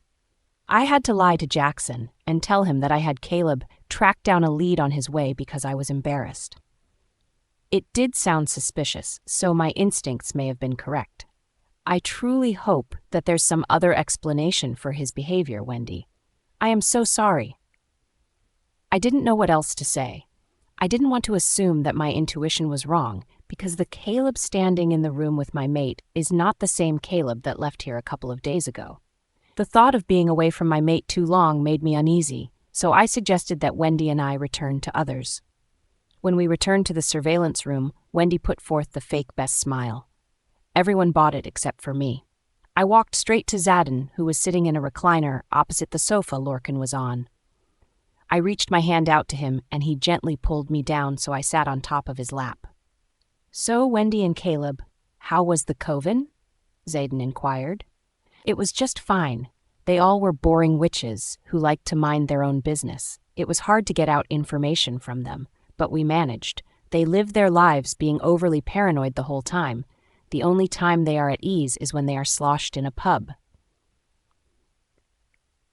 "I heard the witches can make stronger wines and beers," Lorcan commented. "Are you all just going to sit around all day, or we are going to work on getting you ready to defend yourself?" Lillian snarled. "Careful, Lillian. People might begin to think that you give a shit about what happens to me." She didn't return my snarky comment. Instead, she insolently wrapped her arms around across her chest and looked outside of the window again. We talked some more, and I could feel Caleb's eyes on me from time to time. I know for sure that he's not my friend Caleb, but I am waiting for the sound that alerts me when there's danger. It alerted me when that witch took Emma's place, but now I am not sure. Guys, I think that devil of a woman might have a good point. I know you don't want to fight little Candy, but it's become very clear that this psycho master thingy won't have it any other way. It's best we are prepared. I mean, I know that you're more than prepared, but Miss Faye here definitely knows a lot of things about that witch bitch, so it's best that you start your training with her too," Liam said. "I agree with him," Zadin concluded. It pleased me that Zadin was getting along with my friends. "Fine, I'll start training with Lillian from tomorrow." Zadin relaxed. "But what's with the name Little Candy?" I asked. "That's because you are like a candy," Damon commented. "How?" "Well, candies are sweet, but too many candies can cause cavities," Liam answered. "I don't understand." "That's because you're not that smart," Liam argued. "Yeah, right. I think all of us can join the fun," Liam commented. "Then we should start our training now. Why wait for tomorrow?" "Because Cole and Kyle are already occupied with the warriors, we'll start fresh from tomorrow," Damon answered. "Caleb, why don't you and Wendy talk to Vampire and another witch to join us for tomorrow's training? The more the merrier, and please send them here too. It's about time we meet them," Zadin said. "And if you like, you can skip the training. I am sure you guys are dying to have some fun time," I said with a wink, and Wendy blushed. I wanted them to leave so that we could explain it to everyone about it. Wendy was still feeling a bit sluggish, so she agreed on the offer. I walked Wendy and Caleb to the door with instructions to call me when she reached the guest house, and again when she woke up. She waved me off with some nonsense about me being overly paranoid. I hated the fact of Wendy leaving with him, but we weren't positive about anything right now, and I didn't want to risk hurting her without knowing what was going on and having proof of it. We also didn't want to risk the life of my friend Caleb. We aren't sure where he is currently. We waited for them to leave, and after shutting the door, I turned to Zadin. "Did you install cameras there too?" And he smiled. "Your friends live there, Riven, and I know their safety is important to you, so of course I installed cameras there too." I released a breath that I had not realized that I was holding. Thank you, Zadin, for always having the upper hand. "Riven's Pov. They have arrived at the guest house. Wendy should be calling you soon," Zadin called out. Like clockwork, the phone rang and Wendy's face showed on the caller ID. I answered the phone with a smile still lingering in the sound of my voice. She was sleepy, I could tell from her voice. She didn't stay on the phone long. She just wanted to honor my wishes and call me to let me know that she made it there. When I hung up the phone, Zayden and I shared a look and turned to everyone. Guys, there's something Zayden and I would like to tell you about. The remaining remnants of the smiles on their faces had disappeared and had been replaced by a look of concern. What's up? Zayden walked over to our shared sofa and placed his hands on my shoulders. His eyes were on everyone else but me. I already mind-linked Jackson. He's coming, Zayden said, and I nodded. What's going on? Damon asked. On cue, there was a knock on the door, and Jackson entered in with permission. Riven's intuition is very strong. I trust it more than my own. She feels there is something off with Caleb, but we are unsure of what it could be. Did you notice anything out of the ordinary with him while you were in Blue Crystal? Jackson seemed to think about our question for a while before he responded. With all due respect, Alpha, I haven't known him long enough to know how he usually acts. Wendy and Caleb are much like ordinary mates, where one goes the other follows. They are rarely apart, but unlike others, they are usually more open when it comes to displaying of public affection. Jackson was lost in thought, and I saw his features change from contemplation to a look of concern. The way he acted did change now that I think about it. Everything was as you described until the night before we left. When I returned to the room for dinner, Wendy told me that she had sent him to follow up on a lead while he was out picking up the food. When he came back, he was different. He cursed under his breath. I get paid to read and track people, and I didn't catch it. He rubbed his hands over his face, silently kicking himself. It's not your fault, Jackson. You had only just met Caleb when you boarded the plane. I tried my best to reassure him. How was he acting when he got back from picking up dinner? I questioned. At first, he showed up empty-handed and said he had forgotten to pick up the food. He had been gone for almost 3 hours. I suspected that he had found a piece of tail to chase, so I didn't ask much. Zayden was silent for too long, so I glanced up at his form behind me. He was thinking hard about something. What are you thinking about? I am thinking if he's spelled or replaced. We can't hurt him until we are sure. Lillian spoke this time. Sorry for intruding. I could not help but overhear. There are a couple of things that it could be, as I'm sure you are aware. It could be that he is spelled, he may have been coerced, or someone may have assumed his identity. What does that mean? Liam asked.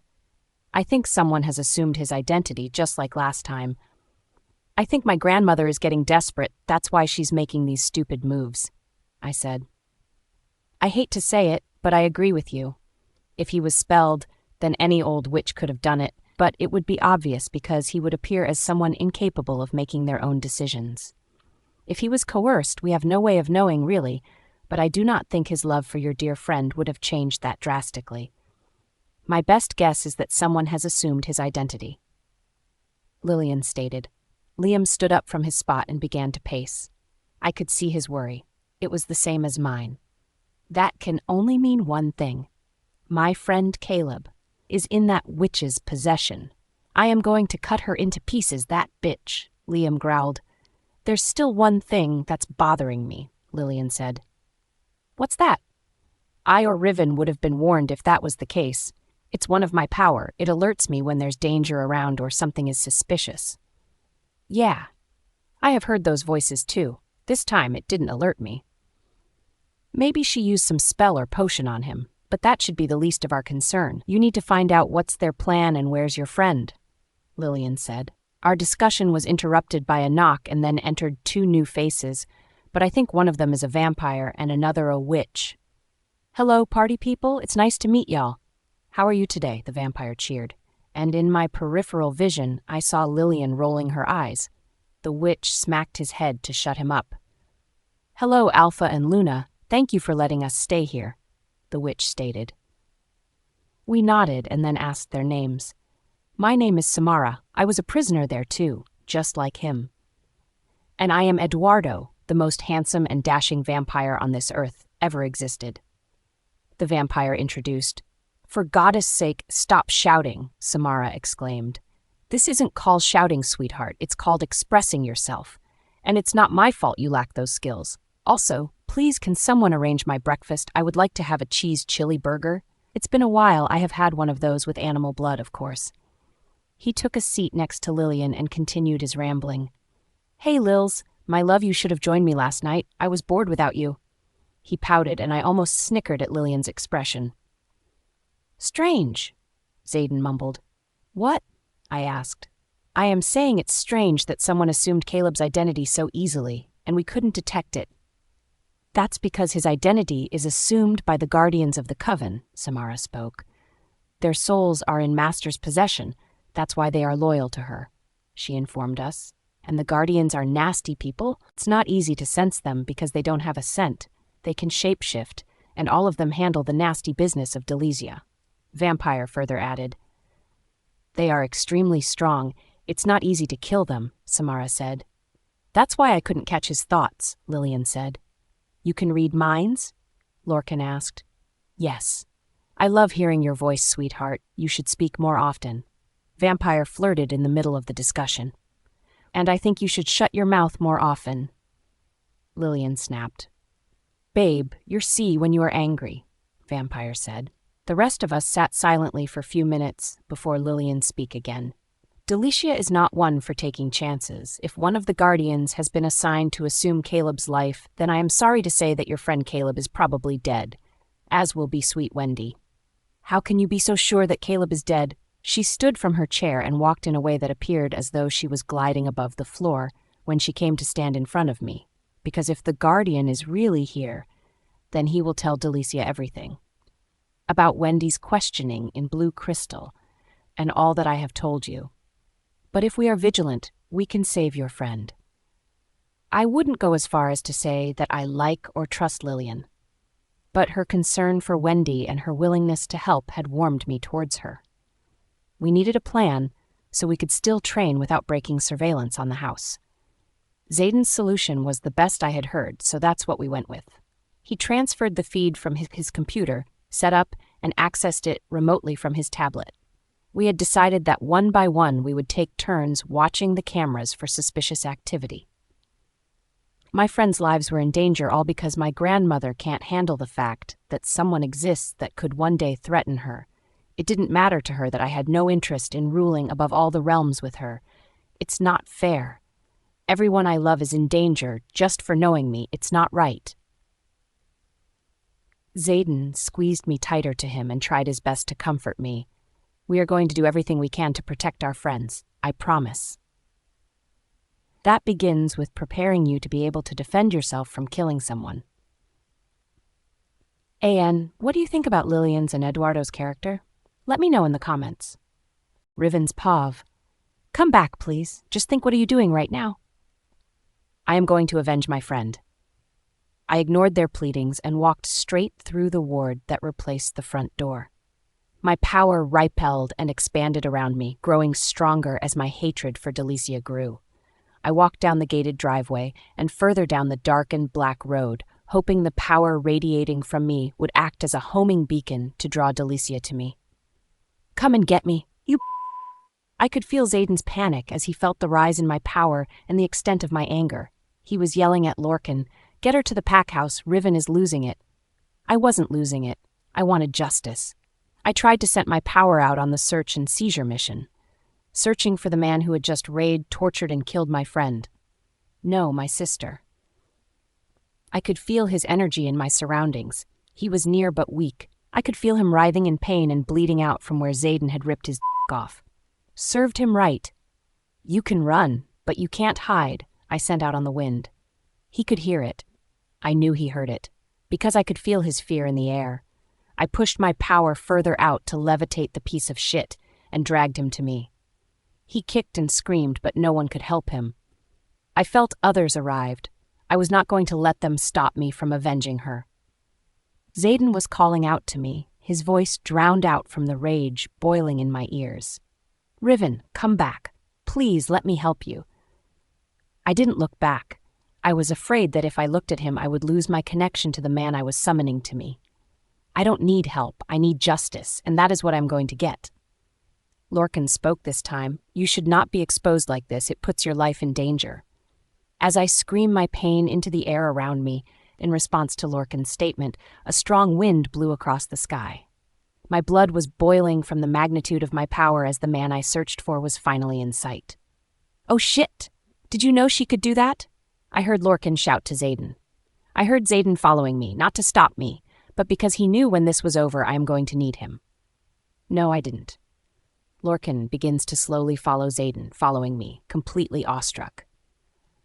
When I was close enough to the parasite, I whipped my magic out and slammed it into him, so he flew up in the air 10 feet before he came crashing to the pavement on his stomach. I straddled his body as I grabbed his head in my hands and slammed it into the pavement, hearing bones scrunch from the impact. I touched one finger to his back and ran it down the expanse of his skin and watched as his back split open where my finger drew the line. My voice seemed to echo in the woods around us, amplified by the wind as I spoke. "You will feel the pain you caused my sister, nothing more and nothing less."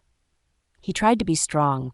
Guardians are a proud lot, but as soon as my magic opened the second wound where Wendy's left arm would have rested, he begins to plead. "Please don't let her do this, please?" Zayden shrugged his shoulder at the man. "You follow your so-called queen or master, whatever she is, and I follow my queen. What she demands is not unfair, unlike your master who seeks out innocents who pose no threat to her. Do not plead with me because there is no mercy here." I smiled, not out of happiness, but out of hatred for this poor excuse of a man before me. I reached down with my left hand and grabbed a handful of his hair. I could feel him kicking against me, but my power was too strong. I wanted him scared.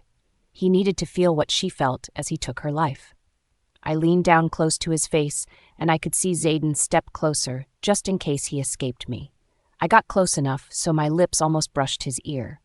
"You are lucky that I don't take one of these branches and shove it up to your as payment for raying her. But my mate here already made you pay for that." I ran my one-pointed finger across his neck and blood flowed up in the air and fell upon us like crimson rain. I let his head drop from my hands and wrapped my magic around his cold, soon-to-be a lifeless body. "I will walk back. Go with Lorcan and I will meet you at home." Zayden looked unhappy with leaving me there, but he knew I was serious. I needed to be alone. As I walked, my power drags the guardian's body behind me. I could see the turnoff for the gated driveway that led to my new place. This fight started with 6 people at my side. Damon, Liam, Kyle Cole, Caleb, and Wendy. Now I have lost 1, possibly 2 of them.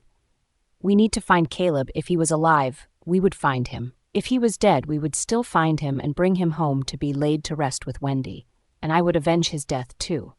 I will not lose any more of my family to that evil witch. I stopped just outside of the walkway. I need to know who he really was. By the powers that be, let me see the true form he was born to be. Before my eyes, the man who was once looked like Caleb had returned to his true self. He had an odd-looking tattoo on his right bicep. He had light, icy gray-colored eyes. His hair had strands of silver woven throughout the black of his braid. Well, this could prove to be quite the mess. I heard Zayden walking my way. "Stay there, Zayden, you don't need to see this." He faltered for a moment and said, "I have seen worse. Whatever punishment you choose for him, he deserves it. I will not judge you. In fact, I am proud of you." I looked at him, my anger ebbing and shifting to the emptiness that I now felt. "You, on the other hand, my love, need to be with your friends. They need you. I will take care of this." I nodded and started to walk back to the house. "Save me his head, please." He raised his eyebrows at me more out of curiosity than anything, but he did not ask questions. He just nodded. I numbly walked through the entryway and made my way to the surveillance room, where I knew my other friends would be. Emma let out a slight scream when she saw me covered in my victim's blood. I just tuned her out and walked to Kyle, who was now standing in front of the sofa that our now-deceased friend lay on. He extended his arms out to me as I half-limped to him. Once I reached him, he held me as tightly as he could as we dropped to the floor in front of the sofa.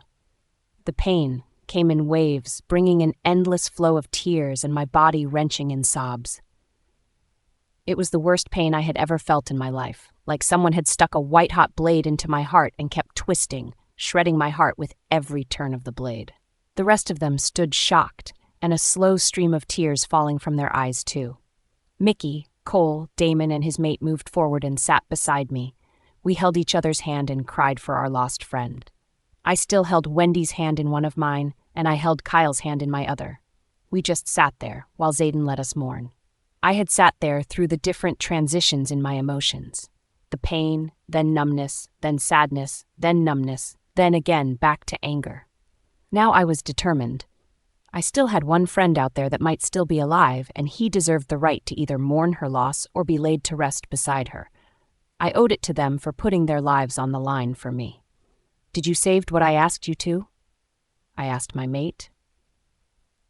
He nodded, and I walked down the hallway to my office. I grabbed a piece of paper, a pen, a box, bubble wrap, and a roll of packing tape, and proceeded back to the surveillance room. I sat at Zayden's desk and wrote a note that read, "Delicia, I was not interested in you or your coven, yet you insisted on robbing my friend of her life. You have someone who belongs to me. Either return him to me unharmed, or I will be coming for you and everything you love. You have 3 hours for the receipt of this message to send Caleb back to us, and I repeat, he better be unharmed. Riven, the real heir of the Blue Crystal Coven." And I don't know if you guys are a fan of Indian music, but if you are, to read this chapter, listen to Chaye Hai Tanhai from Love Breakup's Zindagi album. Riven's Po V. "Are you sure it is smart to antagonize her?" Kyle asked as he read my note. I nodded. "I am not antagonizing her. I meant every word of it. If Caleb is still alive, she will send him to us, and if I'm wrong and she doesn't, then I will be going there to kill her. Well, you already know I am fighting that battle with you," Kyle and Cole said in unison. The rest of them announced their intent to fight with me as well, including Eduardo and Samara. That was good, because I may need all the help I can get. Zayden walked out of the room and returned with the dismembered head and placed it inside of the box on top of the layers of bubble wrap. I placed a couple more layers of bubble wrap over and around the head, making sure no blood could seep out into the box. Kyle sealed the box closed, and Samara wrote out the address to be sure she had gotten the package. Zayden put it somewhere to keep it cold until we could send it off in the morning. "Guys, I would like to postpone putting Wendy to rest just until we find Caleb.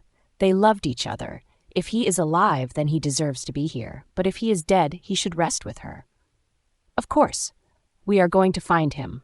Whatever the results, we will get him back." I knew what he meant by whatever the results. He meant dead or alive. Caleb was still alive. I don't know why I knew it, but I just did.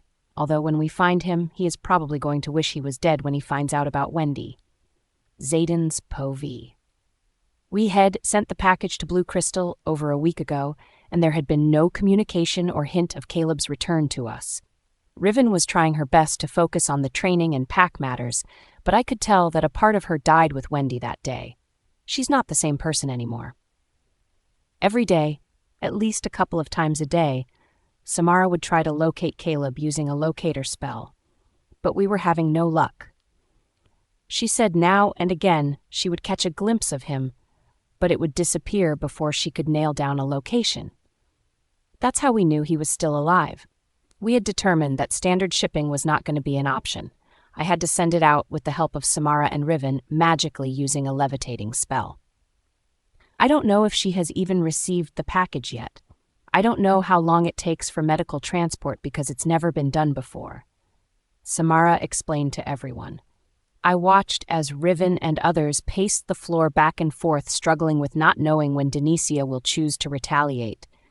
"I just want to get this over with and make sure the can't take any of you guys from me too," Liam said. Ever since he discharged from the hospital, he's also not the same. He's even more serious than anyone else in the room. Riven crossed the room to him and blocked his trail to stop his pacing. "I told you this is not about protecting me. This is about all of us staying alive. I will not sit idly by as my loved ones put their lives on the line for me without doing the same for them. I had to do that with Wendy, and I can't do it again." I understand how she was feeling. I felt the same when I lost my mother. After leaving, she only had each other. She was feeling Wendy's absence just the same as others were, even when they were not friends for only a year. I was sure that whether Caleb returned to us or not, Each one of us would stop at nothing until Delicia was dead. Lillian sold her allegiance to us and said she is willing to fight, but my money was on her being a backstabbing. She is hiding something big, and I am afraid that if it is related to Riven.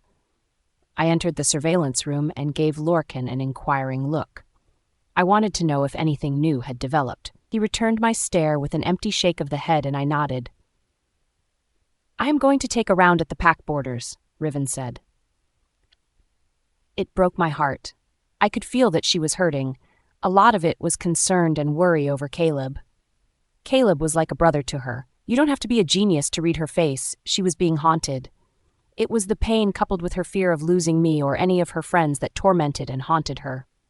I want to be there for her, but she's shutting herself down completely. I remember doing the same when I lost my mother.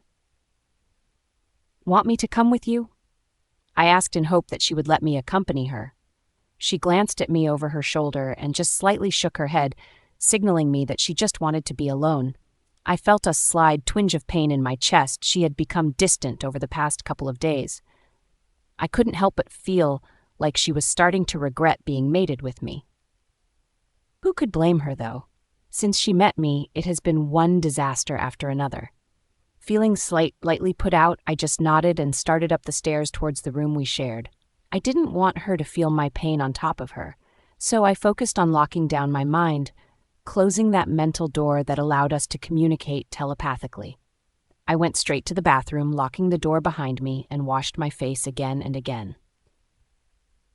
All my thoughts came racing to the forefront of my mind like a self-narrated form of slow torture. All of this is happening because of me. I never should have pushed her away in the first place. I felt empty, hollow, and alone without her. I heard a slight knock on the door and I ignored it. It was Lorcan. I didn't want to see him. I just need to put my shit together. I looked into the mirror and saw a man who can't satisfy his mate. I may be a successful alpha, but I was a loser in being a mate.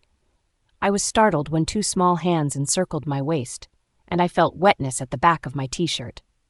I turned around and saw Riven, her eyes red and swollen with lack of sleep and lots of crying. We said nothing to each other. I hugged her tightly and then carried her gently across the room to the bed. I climbed the bed with her still in my arms and then sat her down so she was sitting between my legs. I hugged my upper body close to her and stroked her hair. What happened? Her body was shaking as if she was fighting herself to stay strong. "I am so sorry, I am so sorry," she chanted repeatedly. I felt my skin go cold. "Did something happen, my love?" "No." I relaxed against her again and then realized that I didn't need to ask. I could just open our link.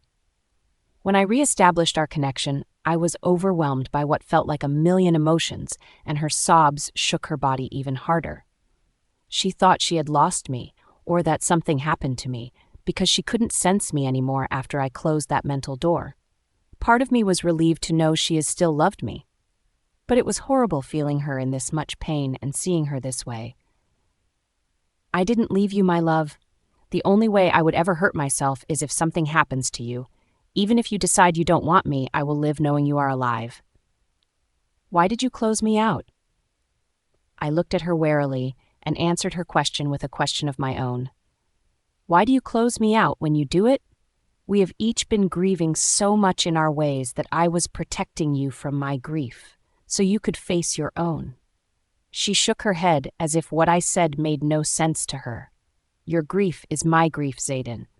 I placed my hand on her soft cheek and said, "Let me show you what I mean." I brought forth all the emotions I was feeling at the time that I had locked myself in the bathroom. I allowed her to see me vulnerable, to feel my fear, to hear every question and doubt. I saw another round of tears fall from her eyes as I finished with the replay. She laid her head back down on my chest and let herself sink into the sense of security she got from being in my arms. "You thought that I regretted being bound to you?" I nodded silently. "I didn't realize what I was doing to you. I never meant to cause you that much pain," she said softly. "It's okay, my love, but you are shutting yourself out. You are doing the same thing that I did when I lost my mother. But it's not the right way of grieving. You can't shut your emotions forever. Just like I couldn't. You unlocked my emotions. You have the key to my heart, my soul, my emotions. So let me be yours. Just let it all out. There's no one here. And she did. She let it all out. She cried for a long time, and then due to fatigue, she drifted off to sleep in my arms. How can a person this small have the power to melt my heart? I love you, Zayden. She confessed sleepily. I kissed the top of her head and said, and I love you too, my little mate. Rivens Pove. Zayden cleaned the wood from the bathroom floor that I almost broke last night as I held school, a washcloth over my eyes to reduce the swelling from my endless round of tears. Go figure we fix one door and break another. That would be our style, wouldn't it? I watched as he finished getting the last couple of splinters up with his hands. I am sorry again that I made you do that, I apologized. It wasn't your fault, and now that we both know where we stand, we can and will move past this. You are right, as usual. Something tells me I shouldn't get used to hearing that. I stood on my toes and kissed his cheek. Damn right you shouldn't. He laughed and playfully spanked me as I walked by him to get dressed in my training clothes. You look amazing, but are you sure you want to continue your training? I nodded and replied, yes. Denisha could use our grief to her advantage and try to strike at any time. I want to be ready for her. Then I would like to help today, too. I eyed him suspiciously. I asked, are you going to be able to hold back your fear of hurting me and come at me full force like everyone else does? He winced and said, I will fight through the pain and tell myself that it is for your benefit, so yes. I was so proud of him. I knew this was an extremely difficult sacrifice for him. Then let's get to it. I found Kyle sitting on the stairs of the main doorway, wrapped up in a serious conversation over the phone. I understand, but we won't be coming back. It will take some time, and they need me. He slammed his finger down on the button to end the call and threw it so it landed on the bottom of the stairs. I knelt beside him and placed my hand on his back. What's going on, Kyle? It was a call from the Packless. They told me that I had to return to work or they are going to replace me. I knew it would be pointless, but I said it anyway. Kyle, if you need to go, you can go. We will call you if we find out anything new. He violently shook his head and stared at me as I had offended him. I was right here, only 10 minutes away from where she was, and I couldn't get to her in time to save her life. I am not going back there, knowing that the same could happen to you, to all of you. Most people would have stepped back, but this was the triplets from Packless. I knew he would never hurt me, so I stepped closer to Kyle. I would never push you away. I am glad you are here. I just thought you might need work to keep your mind occupied. He shook his head. Not a chance. My mind is staying focused on this until we kill that witch. But I couldn't blame him because I was just as angry. Zayden placed one of his hands on Kyle's shoulder and shook his hand with the other. You are welcome to stay here for as long as you want. That gives me an idea. I love these guys, I did. I wanted them to stay with us here. I shared my idea with Zayden, and he agreed. But I'm not going to ask him now. I will ask all of them when all of this is over. Someone's here. I heard Eduardo's voice from behind us. When did he get here? I looked at him and he winked at me. We should hate vampires, but I kinda like him. He's funny and I like when he teases Lillian. I could hear a loud engine slowing as it got nearer to the front of the house. We all walked towards the front of the house in pairs. I walked beside Zayden, nestled in under his arm, while Kyle and Eduardo followed behind us. The truck out front was a beat-up, white box truck. The elderly drivers stood staring at the big wooden box. That was our package. Wondering how he was going to get it out of the truck, a warrior was sitting with the truck driver in there. Allow me and my friend to help you with that. Zayden offered to release me. Kyle followed suit. Each man lifted one side of the box and slowly carried it into the front door of the house. The elderly man approached me and asked, Are you Riven Adams, King? Yes. He nodded his head and he looked like he just wanted to get out of here. That's how any normal human would feel when they step into werewolf territory. Can you please sign that you have received the package? I accepted the pen and signed my name on the clipboard. Thank you, miss. Enjoy your day. Just like that, his truck was pulling down the driveway and exiting the gate. I and Emma ran towards the front door. Zayden and Kyle decided to wait for me before they opened the box. It has been sent by Delicia. But how did she manage to have it sent through customs? Zayden had a crowbar in his hand and started to pry the box open. "Wait!" I yelled. Everyone paused and looked at me. We don't know what is in the box, so I would feel better if everyone was armed, just in case. No further words were spoken. Kyle ran back to the yard to grab knives, the 2 daggers, and a bat. I stood beside Zayden because since he was the one prying the box open, it left him defenseless. He was able to get enough of the box open that I could peek inside. "I see feet." My explanation put us into overdrive, working the box faster. Did she send us Caleb as I demanded? Was he alive? We finally got the lid wrenched from the base and lifted it off. Laying completely still inside of the wooden box was Caleb's body, and from the looks of it, he had been starved and beaten. I could see rough scarring where it looked like someone to his skin repeatedly. With a shaky hand, I walked around the box until I was near the top half of his body and reached down to his neck to feel for a pulse. Come on, I chanted to myself. There it is. A small thump against my fingers. He is alive. He is weak, but he is alive. I cried out, "Let's get him out of here." We all carried Caleb into the surveillance room and lay him down on the sofa. The irony was not lost on me that this is the same sofa Wendy lay on when we had to say goodbye to her. "Emma, can you get us some water from the kitchen? I think he may be hydrated," I asked politely but hurriedly.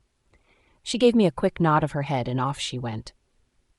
"Kyle, can you grab some blankets from upstairs, as many of the thinnest ones you can find?" I turned towards Lorcan. "Lorcan, can you go upstairs and get Caleb a set of your clothes to wear?"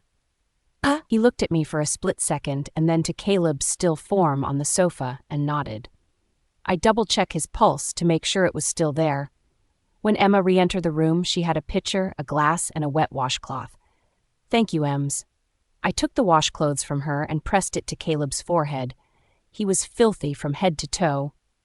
"What did they do to you?" I wondered out loud. I tasked Liam with the washcloth so I could take Caleb's hand in mine. Thus I knelt my head and closed my eyes as if I were lost in prayer. I pushed my energy out to him, hoping that my powers would startle him into regaining consciousness. It was like I could see a little light inside half him that holstered his own energy. It was a tiny orange glow that was slowly dimming. I could feel my heart pounding against my chest as my mind was screaming, "No, you are not going to die on me too." I pushed my energy into him, reaching for that little orange light. "Come on, let this work," I growled. "Almost there. I just need to push a little harder." I threw everything I had at the orange light, and finally my magic grasped it, pulsing and charging it like electricity. The orange light was getting brighter. "It's working. He is going to be okay." Liam and I made quick work of cleaning Caleb up and getting him dressed in some of Lorcan's clothes. He had lost so much weight that they barely fit. We all sit around him just waiting. I would get worried that I had been wrong and that he wasn't going to be okay after all. But when I touched him, I could still feel my magic working inside of him, mending whatever was broken. I stood and leaned over him to check his temperature, and I saw his eyes open up and stare straight up into mine. His voice cracked when he spoke. "Is it you?"